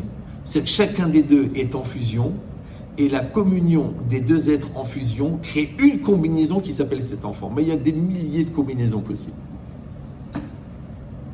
C'est qu'il y a les enfants de la jeunesse, les enfants de la vieillesse, les enfants de la maturité, les enfants des nerfs, les enfants du shalom, les enfants de l'ambiance. Les enfants, on ne va pas rester seul à la maison. Il y a plein de raisons de faire des enfants. Mais si tu dis je veux des enfants d'amour, ah, les enfants d'amour, c'est des enfants de maturité. Faut travailler. Non, juste sexuellement, on a été voir le gynécologue, il a dit que... Moi, souvent, j'ai des gens qui viennent me voir, écoute, mais si on voudrait une bracha, ça vient pas, ça fait 2 ans, ça fait 3 ans, ça fait 5 ans. Je dis, vous voulez la vérité ou un truc qui vous fait plaisir? Il me dit, la vérité. Je dis, peut-être que le bon Dieu, il veut que vous relisiez la copie avant de rendre la copie. Ça va ou l'elle? Parce que les gens, ils sont pressés. Et après, ils ont le troupeau. Un plus ouf que l'autre. Moi, je vous le dis. Moi, je témoigne. Parce que c'est ma vie. Ma femme, Zichrono Livracha, on a beaucoup travaillé sur l'éducation. Mais cette éducation, elle était le fruit de beaucoup d'efforts au niveau du shalom. Et ces efforts, ils étaient le fruit, et ce shalom, il était le fruit de beaucoup d'efforts au niveau personnel, au niveau des travails d'Ilidot. Et bien, je peux vous le dire, je m'excuse pour les gens que ça va vexer, c'est que tu vois dans les enfants, tu vois ça. Tu vois la maturité, tu vois la sérénité, tu vois le recul, tu vois la joie de vivre naturelle, ouais, tu vois le positivisme, tu vois. Ça veut dire que tu as planté des roses, ils poussent des roses. Maintenant, si tu vois qu'ils poussent des artichauts, tu auras beau dire le vendeur de graines, il s'est foutu de ma gueule, mais c'est des artichauts. Et si c'est des mauvaises herbes, il n'y a même pas besoin d'aller chez le marchand, ça pousse tout seul. Donc ça veut dire que, de la même manière, moi je vous donne des exemples avec le couple, avec les enfants, pour que vous compreniez, de la même manière, les actes que tu produis, les actions que tu mènes, les journées que tu passes, les mitzvot que tu vas offrir à Dieu, ils sont le fruit de ton travail. Exactement de la même manière que tu éduques un enfant, tu éduques ta personne à donner quelque chose de valeur au bon Dieu. Parce que c'est ça ce qu'on va faire. Vous croyez qu'à la fin de la vie, on va venir avec des valises de Serfa, on va dire, tiens, regarde Hachem, regarde, 17 millions d'euros en 45 ans. Alors, ça donne droit à un petit endroit quand même au Lamaba. T'as fait 17 millions d'euros de Serfa. Il a dit oui. Mais toi-même, t'as étudié la Torah? Non. Toi-même, t'as respecté les Chachamim? Non. Toi-même, t'étais Shomer Shabbat? Je pouvais pas, 74 magasins pour soutenir la yeshiva, j'étais obligé d'ouvrir samedi. Ah. Eh bien, tu sais quoi, pour tous les serfas que tu as fait, tu vas revenir en Gilgoul, en carnet de serfa. Tu vas continuer à faire des serfas. C'est ça, serfa. Serfa. Fait, c'est P, non? P. Fait. C'est la même lettre. Serfa, serpa. Ça sert pas. À quoi ça sert? Ça sert pas. Ben, tu crois que Rabbi Yaakov Abersera, quand il allait ramasser des lingots d'or pour la yeshiva, il demandait un serfa? C'est-à-dire que pendant 3000 ans, les Chachamim, ils n'ont jamais donné de serfa. Ils sont venus une génération, on veut un serfa. Tu veux un serfa? Fais attention, Baba. Parce que quand tu fais un serfa, tu as 60% qui est remboursé par tes impôts. Donc ça veut dire que quand tu vas arriver là-haut, il y a 60% de ton là-bas, il y aura Mathieu qui sera assis là-bas. Il va dire, mais c'est moi qui les a donnés. Enfin, c'est pas Mathieu, aujourd'hui c'est Nicolas. C'est Nicolas qui a payé. C'est gros, non? C'est qu'avant, les gens, ils voulaient payer eux-mêmes. On a dit, non, pourquoi je vais payer? Je vais payer avec les impôts. Ok, mais donc tu te donnes du srout aux impôts. Vous allez dire, mais c'est grave ce que vous dites, parce que toutes les institutions, elles sont fondées sur les impôts. Eh ben, c'est peut-être pour ça qu'il y a des problèmes dans les institutions. Parce qu'il manque le Lechem Shamaim. Il manque le sacrifice. Et on a dit que la valeur d'une chose, elle se mesure par rapport au sacrifice. Donc c'est pas de sacrifice. Ou là tu dis, il y a la moitié du sacrifice. Moitié du sacrifice, moitié du résultat. Je sais, vous allez me dire, mais c'est grave, mais il est fou, il va nous casser. Même moi, je fais des serfas, alors. Rabotaï, c'est pas shoot, c'est le émet, il faut accepter notre génération. Mais est-ce que ça veut dire que parce que ça se passe comme ça, c'est comme ça que ça doit se passer? Il faut réfléchir. Moi, je connais un gars, il a donné 27 millions de dollars pour construire une institution pour handicapés en Israël. Ben, je peux te dire que le mec, il n'a pas eu de serfa. Hein. Il n'y en avait pas assez dans Jérusalem pour lui faire des serfas. En tout cas, si on a compris ça maintenant, qu'est-ce qu'il a dit? Il a dit Yakshiv, concentration, Ishama, il va entendre, Ichana, il va se soumettre, Yarzor Bichouva, il va revenir. D'accord? Vekibel Belibo Kol Divrei Tochachot. Il accepte dans son cœur toutes les paroles de la réprimande. Alors il faut savoir une chose. Dans une avéra, il y a deux parties. il y a une partie qui s'appelle la Avera, l'acte lui-même, la transgression, et il y a une partie qui s'appelle la Mérida, le fait que tu te révoltes contre Hachem. D'accord? Quelqu'un, il a mangé du cochon. Par exemple, il a fait une Avera, c'est marqué l'Otochal Chazir. Mais à part ça, il voulait manger le cochon. Il voulait transgresser. La Torah l'a dit à Sour, il a dit, je m'en fiche, je mange du cochon. Ouais, peut-être c'est un artiste, donc pour lui c'est de l'art. C'est parce que des fois c'est ni de l'art, ni du cochon. D'accord? Maintenant, quand il fait teshuva, attention, il doit faire teshuva sur l'acte et sur la mérida. D'accord? Par exemple, il y a un cas dans la Gemara donc tout extraordinaire. Le gars, il voulait manger taref. Il voulait. D'accord? Et il avait devant lui bassar vechelev. Il avait de la viande cachère et de la graisse interdite. Maintenant, lui, il veut manger la graisse interdite, qui est comme du cochon. C'est certaines graisses dans un animal qui sont comme du cochon. Le boucher il est obligé de les enlever, le chômeur et tout ça. Donc, il veut manger le taref. Mais sa main, elle fourche, quelqu'un, il l'appelle, le morceau de viande, il tourne, et il mange le cachère. Ça va? Donc, il n'a pas fait d'Avera, puisqu'il a mangé cachère. Mais lui, il voulait manger taref. Il doit amener un corban ou non? Vous me suivez ou là? Vous avez compris? Maintenant, le côté Avera, il l'a pas fait. Mais le côté Mérida, révolte, il l'a fait. Maintenant, comment on répare la Avera? Eh ben, on arrête de faire cette bêtise, on prend sur nous de ne plus recommencer et on regrette amèrement de l'avoir fait. Mais comment on fait pour réparer la Mérida, la révolte? Baisse la tête. C'est la soumission. Ouais, c'est la soumission. Ça veut dire que tu as pris sur toi. Donc maintenant, quand la personne, elle prend sur elle d'écouter les Torachot, d'écouter les Rabbanim, de trembler devant Rav King qui te dit quelque chose, ouais, ça casse la mérida, ça casse la rébellion. Parce que tu acceptes de te soumettre au Rav, au Tzadik qui représente Hachem. Alors ça efface le moment où toi, tu t'es rebellé contre Hachem. Regardez, c'est marqué Yom Kippour, il est mechaper sur toutes les avérotes, ouais, mais pas sur Ben Adam la Havero. D'accord? Ça veut dire que si tu as volé ton ami, tu as trompé ton ami, tu as triché ton ami, tu as fait de la honte à ton ami, il faut d'abord que tu obtiennes la mehila de ton ami. D'accord? Sinon, Yom Kippour ne répare pas. Maintenant, là, la c'est quoi? Tu vas le voir une fois, tu dis voilà, Mechila, je t'ai planté, voilà, je t'ai rendu l'argent, mais je t'en prie, sois Mochel, pardonne-moi. Le mec, il dit non. Ah, la tête dure. Tu vas 2 fois, dis non. Tu vas 3 fois, tu dis non. Tu amènes 10 personnes avec toi. Il dit non, je suis pas Mochel. Ouais? Eh bien, tu n'as plus besoin. Yom Kippour, il va réparer. Dans les commentaires, il pose la question. Il dit mais je comprends pas. Tu me dis que ça dépend de la Mechila. Maintenant, le mec, il n'a pas fait Mechila. Il n'a pas. La tête dure. Il ne l'a pas fait. Donc comment Kippour il peut marcher? Et là-bas, il dit regarde bien dans les mots.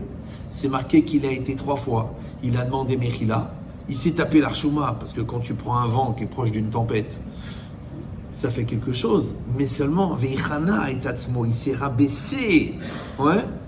Quand il s'est rabaissé de demander pardon, écoutez bien. Même si l'autre ne lui a pas accordé le pardon, mais lui, la chouma qu'il a eu de se rabaisser, c'est ça la kapara. Donc la kapara, écoutez bien, elle ne vient pas du pardon de l'autre, elle vient du fait que tu t'es rabaissé. Vous avez compris ou non? C'est que quelqu'un il t'énerve et tu t'énerves pas, c'est kapara. T'as raison et tu dis à l'autre c'est pas grave, t'as raison, c'est kapara. L'autre il y met du temps à te rembourser l'argent. Et alors qu'il avait promis une semaine, et toi chaque jour tu dis mais je comprends pas, et toi tu dis non. À lui tu lui dis dis-moi l'argent où il est, mais dans ta tête tu dis c'est pas grave, quand ça vient, ça vient. Moi il y a des gens carrément, je leur ai dit, ils m'ont dit mais écoutez Rav, c'est 20 000 euros quand même, ça fait 3 ans que ça traîne et tout. Je dis tu veux la vérité? J'ai dit compte-le dans le maaser. Il m'a dit mais non, c'est de l'argent qu'il me doit, c'est de l'argent il ne te les rendra pas. Il y a des gens ils savent emprunter, ils savent pas rendre, ils savent pas, ils sont pas, c'est des voitures, il n'y a pas de marche arrière. Il n'y a pas de remise en cause. Il n'y a pas d'acceptation de l'erreur. Si, il y a des gens, c'est comme les avions. Il n'y a pas de marche arrière. Maintenant, toi, qu'est-ce que tu fais? Tu t'énerves. Et tu développes la haine, et la rancune, et les idées meurtrières. il ne peut pas faire marche arrière. Vous avez compris ou non? Il n'est pas programmé. Quand ils ont monté la boîte de vitesse chez Renault, ils n'ont pas mis la marche arrière. Donc il ne fera pas de marche arrière. Par contre, toi, quand tu t'es rabaissé à faire l'effort, toi, tu as fait marche arrière. Dit cette logique-là, ça veut dire que d'un côté, il y a un énorme travail à faire. Mais d'un autre côté, comme il a dit, Ve'ine aish azé berega katan. Ouais, en un petit instant. Yetse me'afila leorgadol. Il passe de l'obscurité à la lumière. Ah, tu dis, mais je comprends pas. D'un côté, tu me dis, il faut faire teshuva pendant 40 ans. Il faut étudier le Talmud pendant 28 ans. Il faut faire 15 ans de Kollel. Il faut devenir un grand Talmid Chacham. Il faut lire 24 000 fois tout le livre de Tehilim. Il faut être d'une sniout extraordinaire pendant des années. Et d'un autre côté, tu me dis, Yesh kone olamo besha'achat. On voit quelqu'un, il acquiert son monde futur en un moment. Ouais. Ça prend en 2 secondes, la personne, elle est quelqu'un d'autre. Alors comment c'est possible? Soit c'est un apprentissage qui prend des années, soit c'est un truc qui prend 3 minutes. Alors, vous savez, il y a une Gemara dans Kedushin connue. Si un homme il dit à une femme, Ariat mekou deshetli, tu es marié à moi, almenat chani tzadik gamour, à condition que je suis un tzadik complet. Maintenant, nous on le connaît le gars, on le dit, on sait que c'est pas un tzadik complet. D'accord? Toute la plage de Juan-les-Pins le connaît, on sait que le gars il est pas. C'est pas. Ouais. Qu'est-ce qu'elle dit la Gemara? Mekou deshet, la femme elle est mariée. Pourquoi? Elle dit la Gemara, Shema irer bitshuva. Peut-être il a pensé à la teshuva. Pas il a pensé à faire teshuva. Il a eu une pensée de teshuva. Alors tu dis, je comprends pas. Raphaël Kanievski, de 7 ans à 98 ans, il a étudié 16 heures par jour, en moyenne, avec des pointes à 28 heures. Ouais. Celui-là, il a eu un hirour de teshuva, il a eu une pensée de teshuva, on le considère tzadik gamour. Comment c'est possible? Alors moi toujours, quand je réfléchissais à cette Gemara, je disais, mais pourquoi il n'a pas écrit il a mis les téphilines, il a fait une mitzvah? Non, il a écrit irer. Alors je sais que il est tard, vous êtes fatigué, il y a la moitié de la salle qui prie pour que je m'étouffe, mais je vous dis le secret. Il dit le Maharal de Prague, Dvarim asichlim enam itachat azman. Les choses de l'esprit ne sont pas soumises au temps. Ça veut dire que le temps extérieur, c'est 60 secondes par minute. C'est 60 minutes par heure, c'est 24 heures par jour. C'est le temps extérieur. Mais le temps intérieur, il n'y en a pas. Ça va? Donc une seconde à l'intérieur, c'est comme 1000 ans. D'ailleurs, dimanche, j'ai cours à Milan, pour ceux qui veulent. Vous avez compris ou non? Maintenant, les Chachamim, ils ont été médaillek. Shema irer betchouva. Peut-être il va penser, il va avoir une pensée de teshuva pendant une seconde. Ouais. Arezet tzadik gamour. Pourquoi? Parce que, après, évidemment, la mise en place, la mise en pratique, le devenir, le changement, ça va prendre une vie à peu près. Ouais. Mais l'impulsion première, qui part du moi profond, qui est à la frontière de la Neshama, qui, elle, est infinie. Ouais. Si l'impulsion pure et sincère, elle part de cet endroit-là, elle a une valeur pour Hachem, qui lui est capable de mesurer le degré de pureté et de sincérité d'un engagement, de 1000 ans de Teshuvah. Vous suivez ou non? Alors encore une fois, nous on ne comprend pas ça. On dit non, excusez-moi monsieur, mais il faut faire une bonne Teshuvah, après il faut faire 15 ans de limoud, après il faut devenir un Rav et devenir un Dayan, et après devenir un Tzadik et travailler sur la Kedusha et purifier ses yeux et vivre dans un mikvé. Tu as raison, on n'arrive pas à comprendre. Nous on ne comprend pas. Ouais. C'est pour ça qu'Hachem, il a dit dans la Teshuvah, En marchevotai, marchevotechem. Mes pensées ne sont pas vos pensées.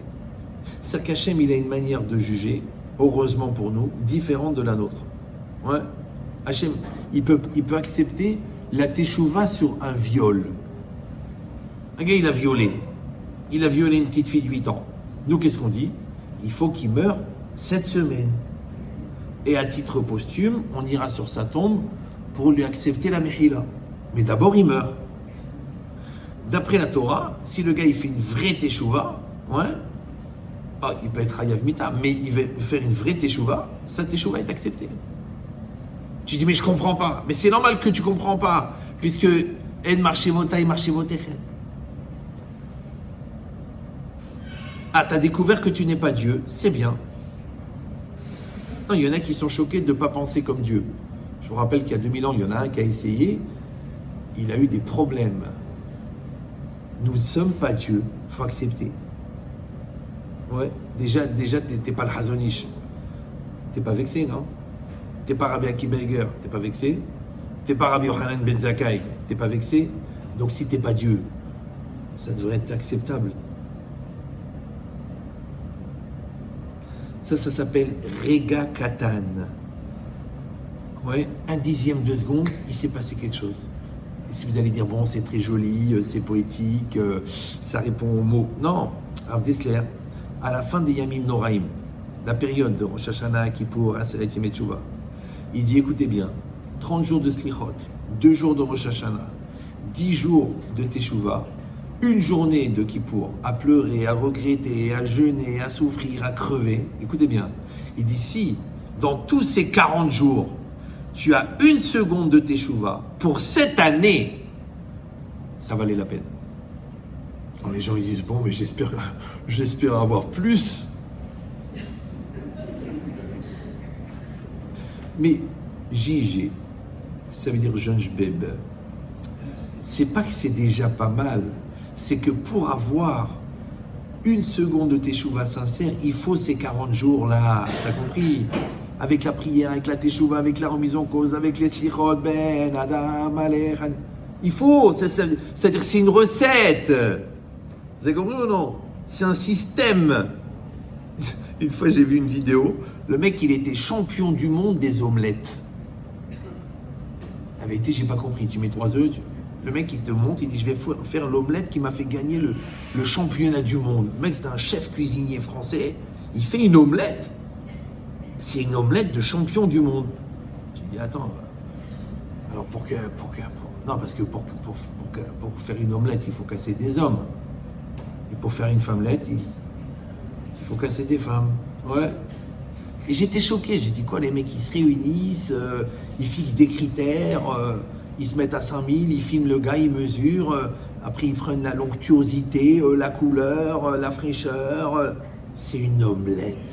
Alors si déjà pour une omelette il y a des critères, Kalva Hamor pour une mitzvah,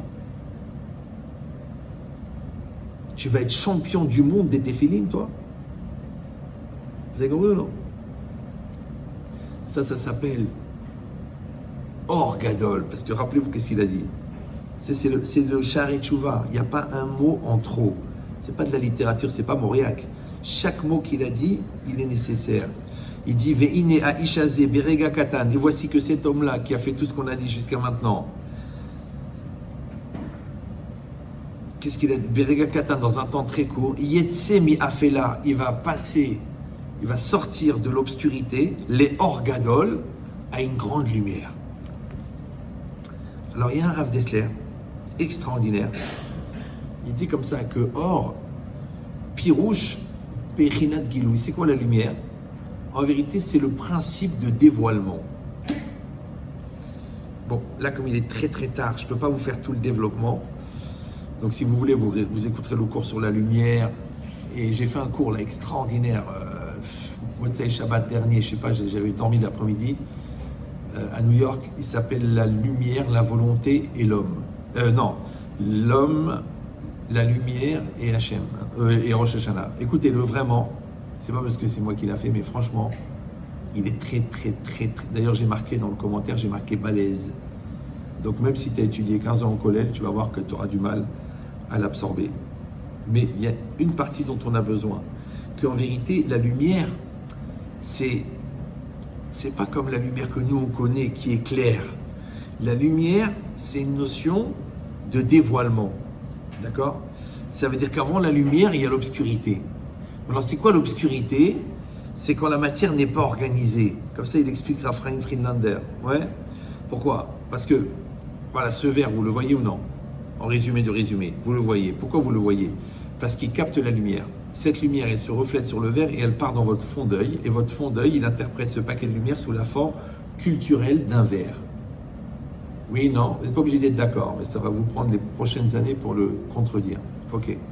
Maintenant, ça veut dire que vous voyez ce verre, parce que ce verre, les molécules qui le constituent sont organisées. Maintenant, imagine que ce verre, avant d'être un verre, c'était du papier. Avant d'être du papier, c'était des arbres. Donc, ça veut dire que les atomes qui constituent ce verre, ils étaient éparpillés dans l'univers, et après, ils se sont réunis pour faire le verre. Ça s'appelle Mechadesh Bechol Yom Tovo Maaseh Bereshit. Hachem, il renouvelle chaque jour. Ça veut dire que vous voyez ce verre que parce que les atomes qui le constituent sont organisés. Avant qu'ils soient organisés, ils étaient désorganisés. Ça va? Faites-moi confiance.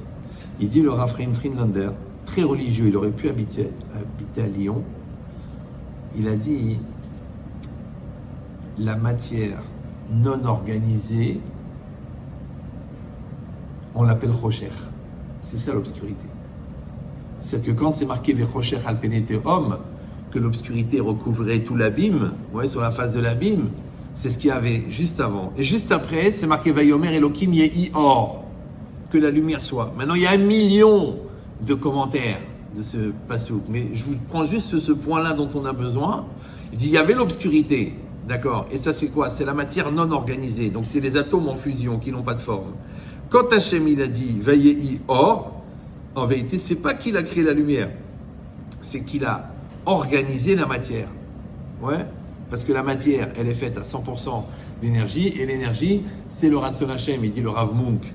Donc ça veut dire que le Or, c'est la projection du Ratson Hachem qui donne la forme à la matière. Ça va toujours. Donc maintenant que cette matière elle est organisée, elle capte la lumière. C'est bon? C'est pour ça qu'elle est visible, la matière. Donc ça veut dire que la matière organisée, qui est le fruit de la projection de la volonté d'Hachem qui organise la matière, on appelle ça en français le réel. Par contre, la matière, quand elle n'est pas organisée, elle s'appelle Rocher. En français, on appelle ça le potentiel. Maintenant, le potentiel, il est resté à l'état de Bria. La Bria, c'est la masse d'atomes que Hachem a créée à partir de rien. Yesh me'ayin. Bereshit bara. Il a créé une masse d'atomes qui n'a pas de forme. D'accord? Après, il a dit Vayehi Or, donc il a appliqué sa volonté dessus, et sa volonté, elle a donné la forme à la matière, et là, la matière organisée est apparue. Ça va toujours? Vous êtes là ou non? Voilà. Maintenant, tu vois, on va dire très très rapidement, le transfert psychologique, d'accord? La correspondance. Quand toi, tu es embrouillé dans ta tête, que les choses ne sont pas claires, que tu ne sais pas ce que tu veux, que tu ne sais pas ce que tu penses, que tu ne sais pas ce que tu es, ça s'appelle Rocher. C'est ça l'obscurité. Parce qu'il n'y a pas de structure. C'est pour ça qu'on dit Boré Rocher et on dit qu'il broie du noir. Alors pourquoi l'obscurité, elle est toujours symbolisée, pourquoi l'inconnu, il est symbolisé par le noir? Pourquoi est-ce qu'on a peur dans le noir? Peut-être qu'il y a en pleine lumière, le danger, il est invisible, il va t'arracher la gueule. Donc pourquoi tu as peur dans le noir? T'entends un bruit, allumez la lumière, allumez la lumière. Pourquoi tu veux allumer la lumière? Le danger, il est dans le noir, il est dans l'obscurité. Non, encore une fois, alors, le noir, c'est le chaos moléculaire. Le chaos moléculaire en hébreu s'appelle Tohu. Et le Tohu, c'est le balagan, c'est le bilbouladaat, c'est les embrouilles, c'est les nerfs, c'est les stress, c'est l'Yetzerara. Parce que l'Yetzerara, il veut qu'on soit balagan. Ikar, Avodat, Yetzerara, les balbel et tadeot. Il dit le Raphaël Friedlander dans un autre endroit. Le principal objectif d'Yetzerara, c'est d'embrouiller l'esprit. Donc quand toi, tu vois que tu n'es pas clair dans ta tête, tu n'es pas clair dans tes priorités, tu veux faire tes chouvas, mais tu veux pas, tu veux être religieux, mais tu veux être cool, tu veux un Kolelman, mais qui va au cinéma, ouais, tu veux une jupe, mais qu'elle soit courte, mais d'un autre côté, tu te couvres la tête, mais tu découvres les bras. C'est Wad le mutant, mais à plein temps. T'es pas clair. Ça s'appelle Rocher. T'as compris ou non? Maintenant, quand toi tu prends conscience, tu dis, mais attends, mais en fait j'étais un ignorant, il y a la halakha, il y a la clarté, il y a les rabbanim, il y a la yeshiva. Donc qu'est-ce que tu fais en vérité? Tu allumes la lumière. Donc la lumière, elle devient quoi? En même temps, elle devient éclairante, et en même temps, la lumière, elle devient prise de conscience. Maintenant, comment on appelle la prise de conscience qu'on fait à la fin de l'année? Rosh Hashanah. C'est pour ça que Rosh Hashanah, elle s'appelle Ori. Ori, ma lumière, c'est Rosh Hashanah. Ishai, ma délivrance, c'est Yom Kippourim. Traduction, qu'en vérité, la force de Rosh Hashanah, c'est pas Rosh Hashanah. Non. C'est pas le jour de Rosh Hashanah. Non. C'est pas le calendrier avec marqué Rosh Hashanah. C'est pas la fin de l'année. C'est pas le début de l'année. Non. La force de Rosh Hashanah, c'est que c'est Rosh Hashanah. Traduction, dans ta tête, c'est Rosh Hashanah. C'est-à-dire que la prise de conscience que tu as, qu'aujourd'hui on va te juger, qu'aujourd'hui tu prends la responsabilité, qu'aujourd'hui tu t'engages, qu'aujourd'hui tu changes, qu'aujourd'hui tu évolues, c'est ça Rosh Hashanah. Vous me suivez ou non? C'est que si le mec a 40 ans, le 23 mai, au Népal, parce que c'est le seul endroit qui n'a pas bronzé, le Népal, ouais, à 4000 mètres d'altitude, il réfléchit, il dit, mais c'est mon père qui avait raison, c'est la Torah le Hémet. Et bien le mec, il fait son Rosh Hashanah le 23 mai au Népal.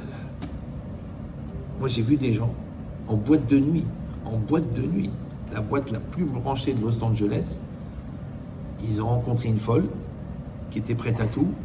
Le mec, il a eu un flash, il a fait tchouva.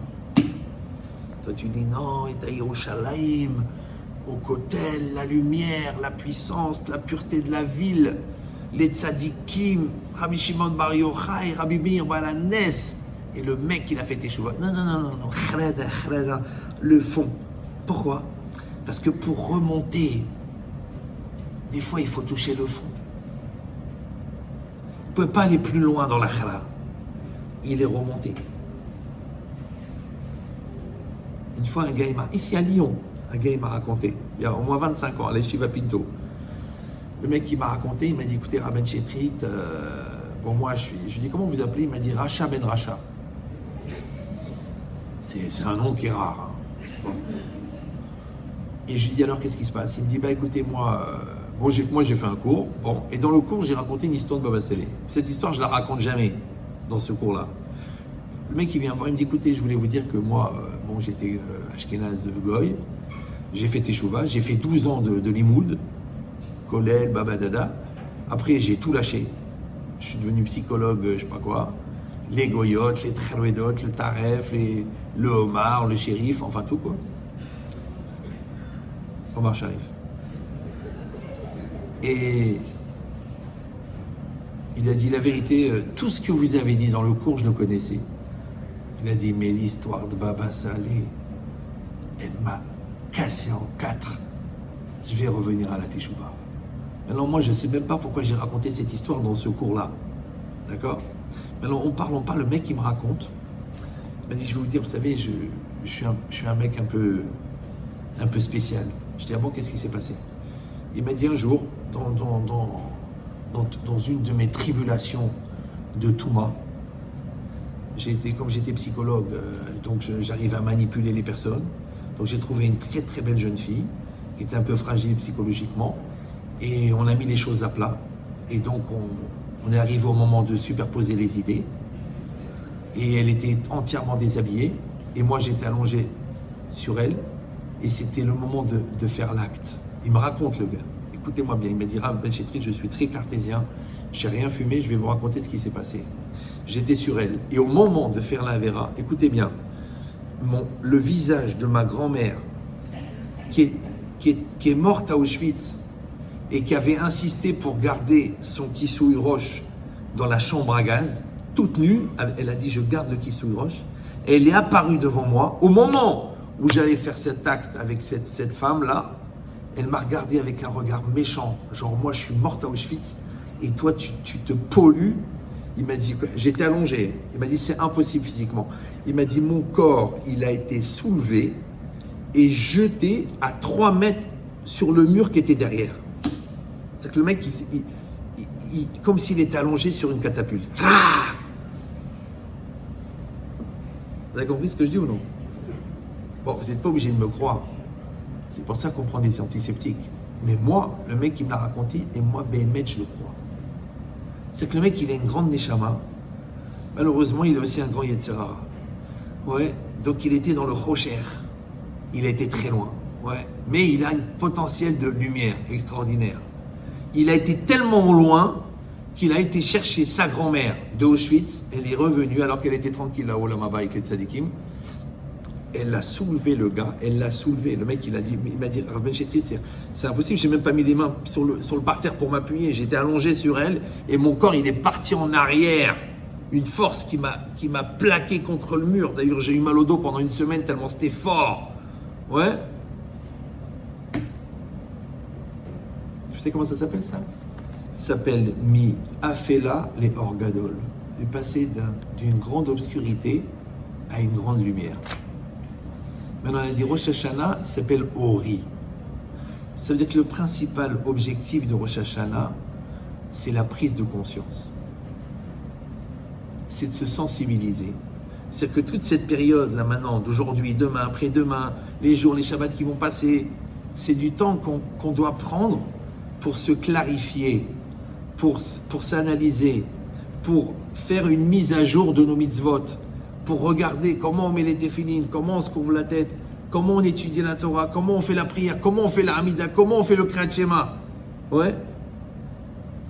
Il a dit, à partir du moment où quelqu'un, comme il a dit le Rabbeinu Yonah, Bechol Yom Yosif Larshov Marshavato, chaque jour, il va augmenter sa pensée, la Asot Melchet Hashem, de faire le service divin.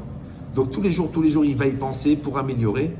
Il dit Ve'u derech yachar lifnei ish. Et ça, c'est le chemin droit devant l'homme. C'est-à-dire, c'est ça qu'il faut faire pendant cette période. C'est ça Elul. D'accord?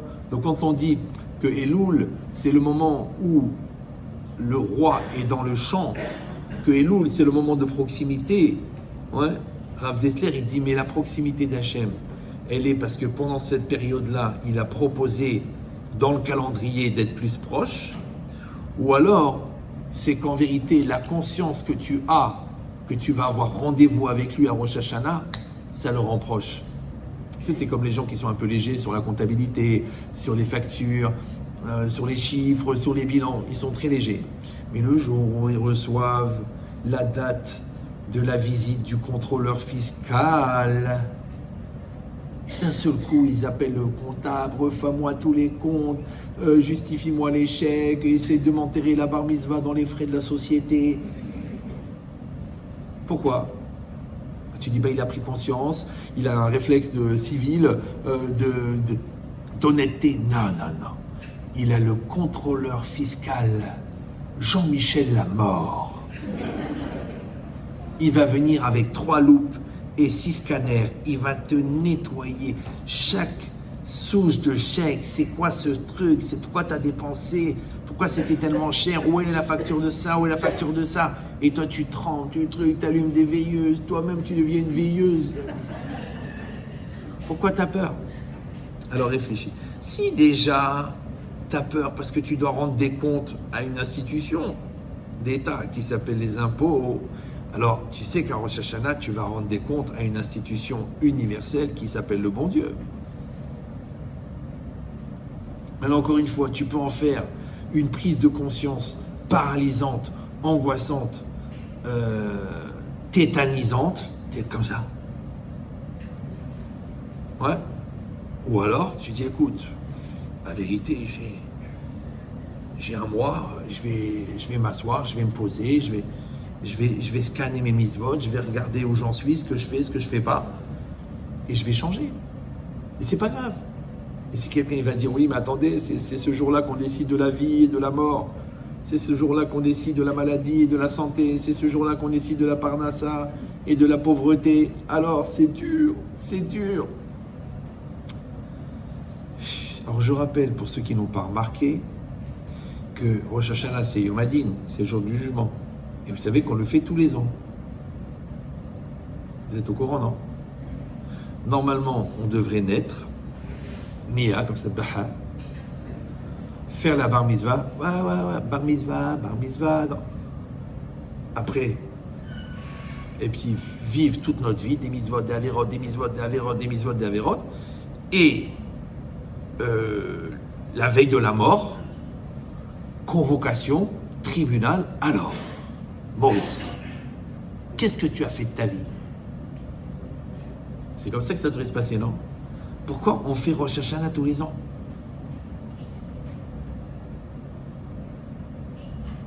Pourquoi on fait un Kippour dans l'année et on fait 52 Shabbats? Pourtant, la Kedushat Shabbat, elle est aussi grande ou plus grande que Kippour. Pourquoi on fait une fête de Sukkot, une fête de Pessah, ouais, et on fait tellement de Shabbatot? Alors, je vous donne le secret. Ça s'appelle des apprentissages. Ça veut dire que pour avoir le niveau de Shabbat à la fin de sa vie, il faut faire 52 Shabbats par an de ta bar mitzvah jusqu'à ta mort. Ça va? Pour mettre les tefilines comme il faut, les shem shamaim, les fialacha au bon endroit, avec la kavana, sans faire de calcul, ouais, il faut les mettre tous les jours pendant toute ta vie. Oui? Pour essayer de comprendre un petit peu dans la Torah, comprendre un petit peu dans Hachem à travers la Torah, il faut étudier toute sa vie, toute la journée. Ça veut dire que l'investissement, il est toujours plus grand que le résultat. Maintenant, ça sera l'éternelle question. Est-ce que le résultat, c'est un niveau que tu as atteint, ou alors c'était une opportunité de faire des efforts? Comme dans ton couple, ouais. Tu dis, bon, écoutez, chacun a sa vie, il travaille, je travaille, j'ai des priorités, j'ai mon sport, lui il a sa chaîne de télé, moi j'ai mes copains, moi j'ai mes copines, puis on vit comme ça et tout, puis de temps en temps, évidemment, on fait un petit voyage à deux, au niveau intimité, on se retrouve, Ou alors tu dis non, le ménage, le choix de la salle de bain, le rangement de la maison, les discussions sur l'éducation des enfants, les vacances qu'on fait ensemble, aller à la poste tous les deux, réfléchir sur des notions, ouais. C'est-à-dire, est-ce qu'on vit notre vie de célibataire et de temps en temps on a une petite rencontre, ou alors toutes les opportunités que nous avons de créer le couple, on les utilise? Vous me suivez ou non? C'est que le gars il dit, bon écoute, on partira aux Maldives, on se fera un kiff pendant une semaine. La femme elle dit, tu sais quoi, on va économiser 25 000 €. Tu t'assois sur le canapé, je te fais le gâteau que tu aimes, celui de ta mère, qu'elle s'étouffe. Ouais, et on prend une boisson, tu me tiens la main, tu me dis que tu m'aimes, je dis que je t'aime, et voilà, on est aux Maldives. 25 000 € d'économiser. Alors que les mecs, ils prennent les billets, ils font 15 heures de vol, ils sont énervés, il pleut, elle fait la gueule, en plus elle est nida, le mec il... Genre double peine, tout est raté là. Ouais. Ça veut dire quoi?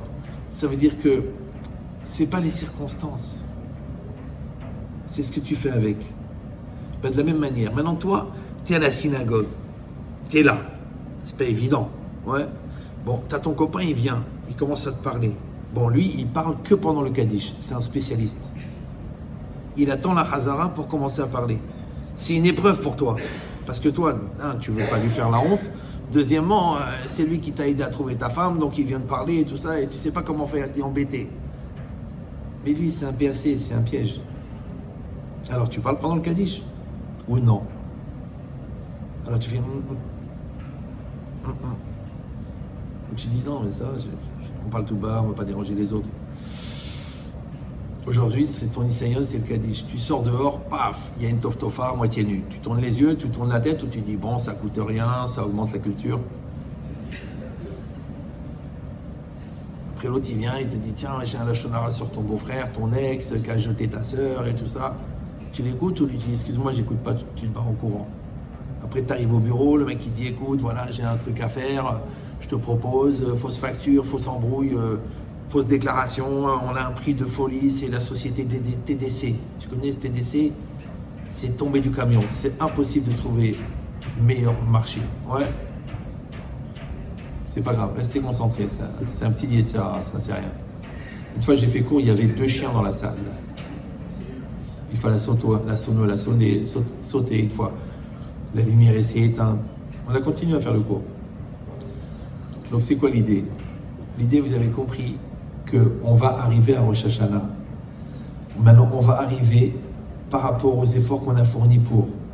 Maintenant, chaque jour qu'on a d'être en bonne santé, d'être vivant, d'être dans une communauté qui a la synagogue, qui a les prières, qui a les kaddish, qui a le manger cachère, qu'on a une femme qui nous attend à la maison, on a un mari qui est à la maison, on a des enfants en bonne santé, on a l'école, on a des profs, on a des directeurs, on a tout ça, on peut les utiliser à chaque seconde. Maintenant, quand on va arriver là-haut, quand on va à Rosh Hashanah, vous savez ce que c'est Rosh Hashanah? C'est le bilan. On raconte que le Chafetz Chaim, une veille de Rosh Hashanah, il s'est mis à pleurer. Les élèves lui ont dit, Mirav, pourquoi vous pleurez? Il a dit, j'ai fait le bilan de l'année dernière, jour par jour, heure par heure. Il y a 20 minutes, je ne me rappelle pas ce que j'ai fait. Maintenant, nous, on ne se rappelle pas de ce qu'on a mangé à midi.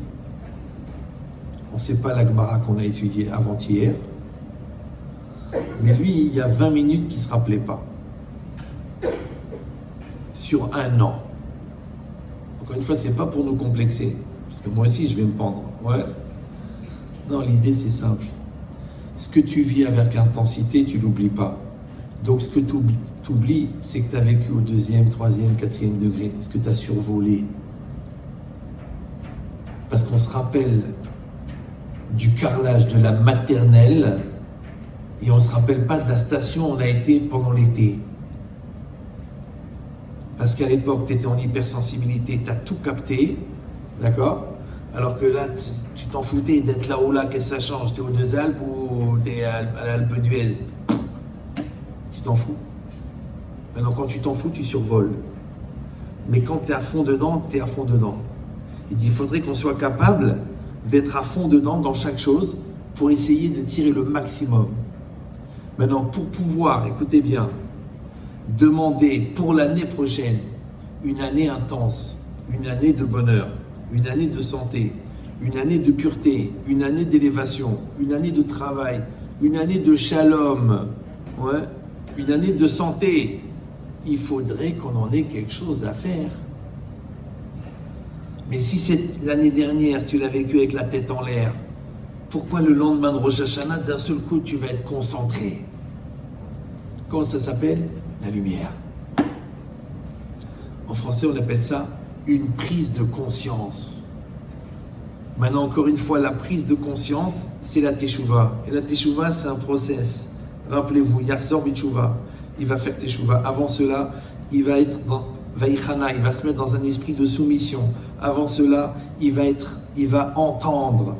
Et avant cela, il va se concentrer. Donc tous ces exercices-là, il faut les faire là pendant ces 4 semaines. Vous savez comment ça marche? Et tu verras qu'à Rosh Hashanah, il y a une lumière qui va s'allumer. Et c'est la lumière de la responsabilité, c'est la lumière de la maturité. Donc tu vas dire, bon, je ne suis pas très, mais bon, vendredi soir, je vais me couvrir les cheveux. Et je vais améliorer ma tsniout. Je ne sais pas si vous avez remarqué que dans les attentats, ces temps-ci, c'est beaucoup de gens très religieux qui partent. Ils n'ont pas été protégés. Le jour, il y a un commando des Golani, là, des Haredim, qui ont été tués 6 d'un seul coup. Vous savez qu'est-ce qu'il a dit, Rav Yitzhak, Rav Yosef Yitzhak, le fils de Rav Obadia? Il a dit parce que il y a du relâchement dans les yeshivot. Il n'a pas dit parce que les non-religieux, ils fument Shabbat à Tel Aviv, où ils couchent avec son copain. Il a dit parce que dans les yeshivot, il y a du relâchement. Maintenant, on ne cherche pas quelqu'un à accuser. On cherche soi-même à s'améliorer. Chacun à son niveau, chacun là où il est. Il va faire des efforts, il va s'améliorer. Et c'est ça notre sauvegarde. On a une armée extraordinaire, on a des dirigeants, on a une aide d'Hachem extraordinaire. Mais ça reste de notre responsabilité. Maintenant, quand on a pris cette conscience, qu'on a fait un vrai Rosh Hashanah de maturité, alors automatiquement, le Kippour d'après, il est Ish'i. Ori, c'est Rosh Hashanah. Ish'i, c'est Ma délivrance, c'est Kippour. C'est que la délivrance de Kippour, oui, elle est toujours proportionnelle à la prise de conscience de Rosh Hashanah. Voilà, Hazak ou Baruch. Bravo, c'est bon. Faut pas applaudir, c'est pas un spectacle. Gardez ça pour Gad, il en a bien besoin. Ceux qui veulent des livres, ils sont à votre disposition là-bas. Ceux qui veulent une bracha dans le livre aussi, je suis là, je ne vais pas partir. Ah oui, c'est intéressant.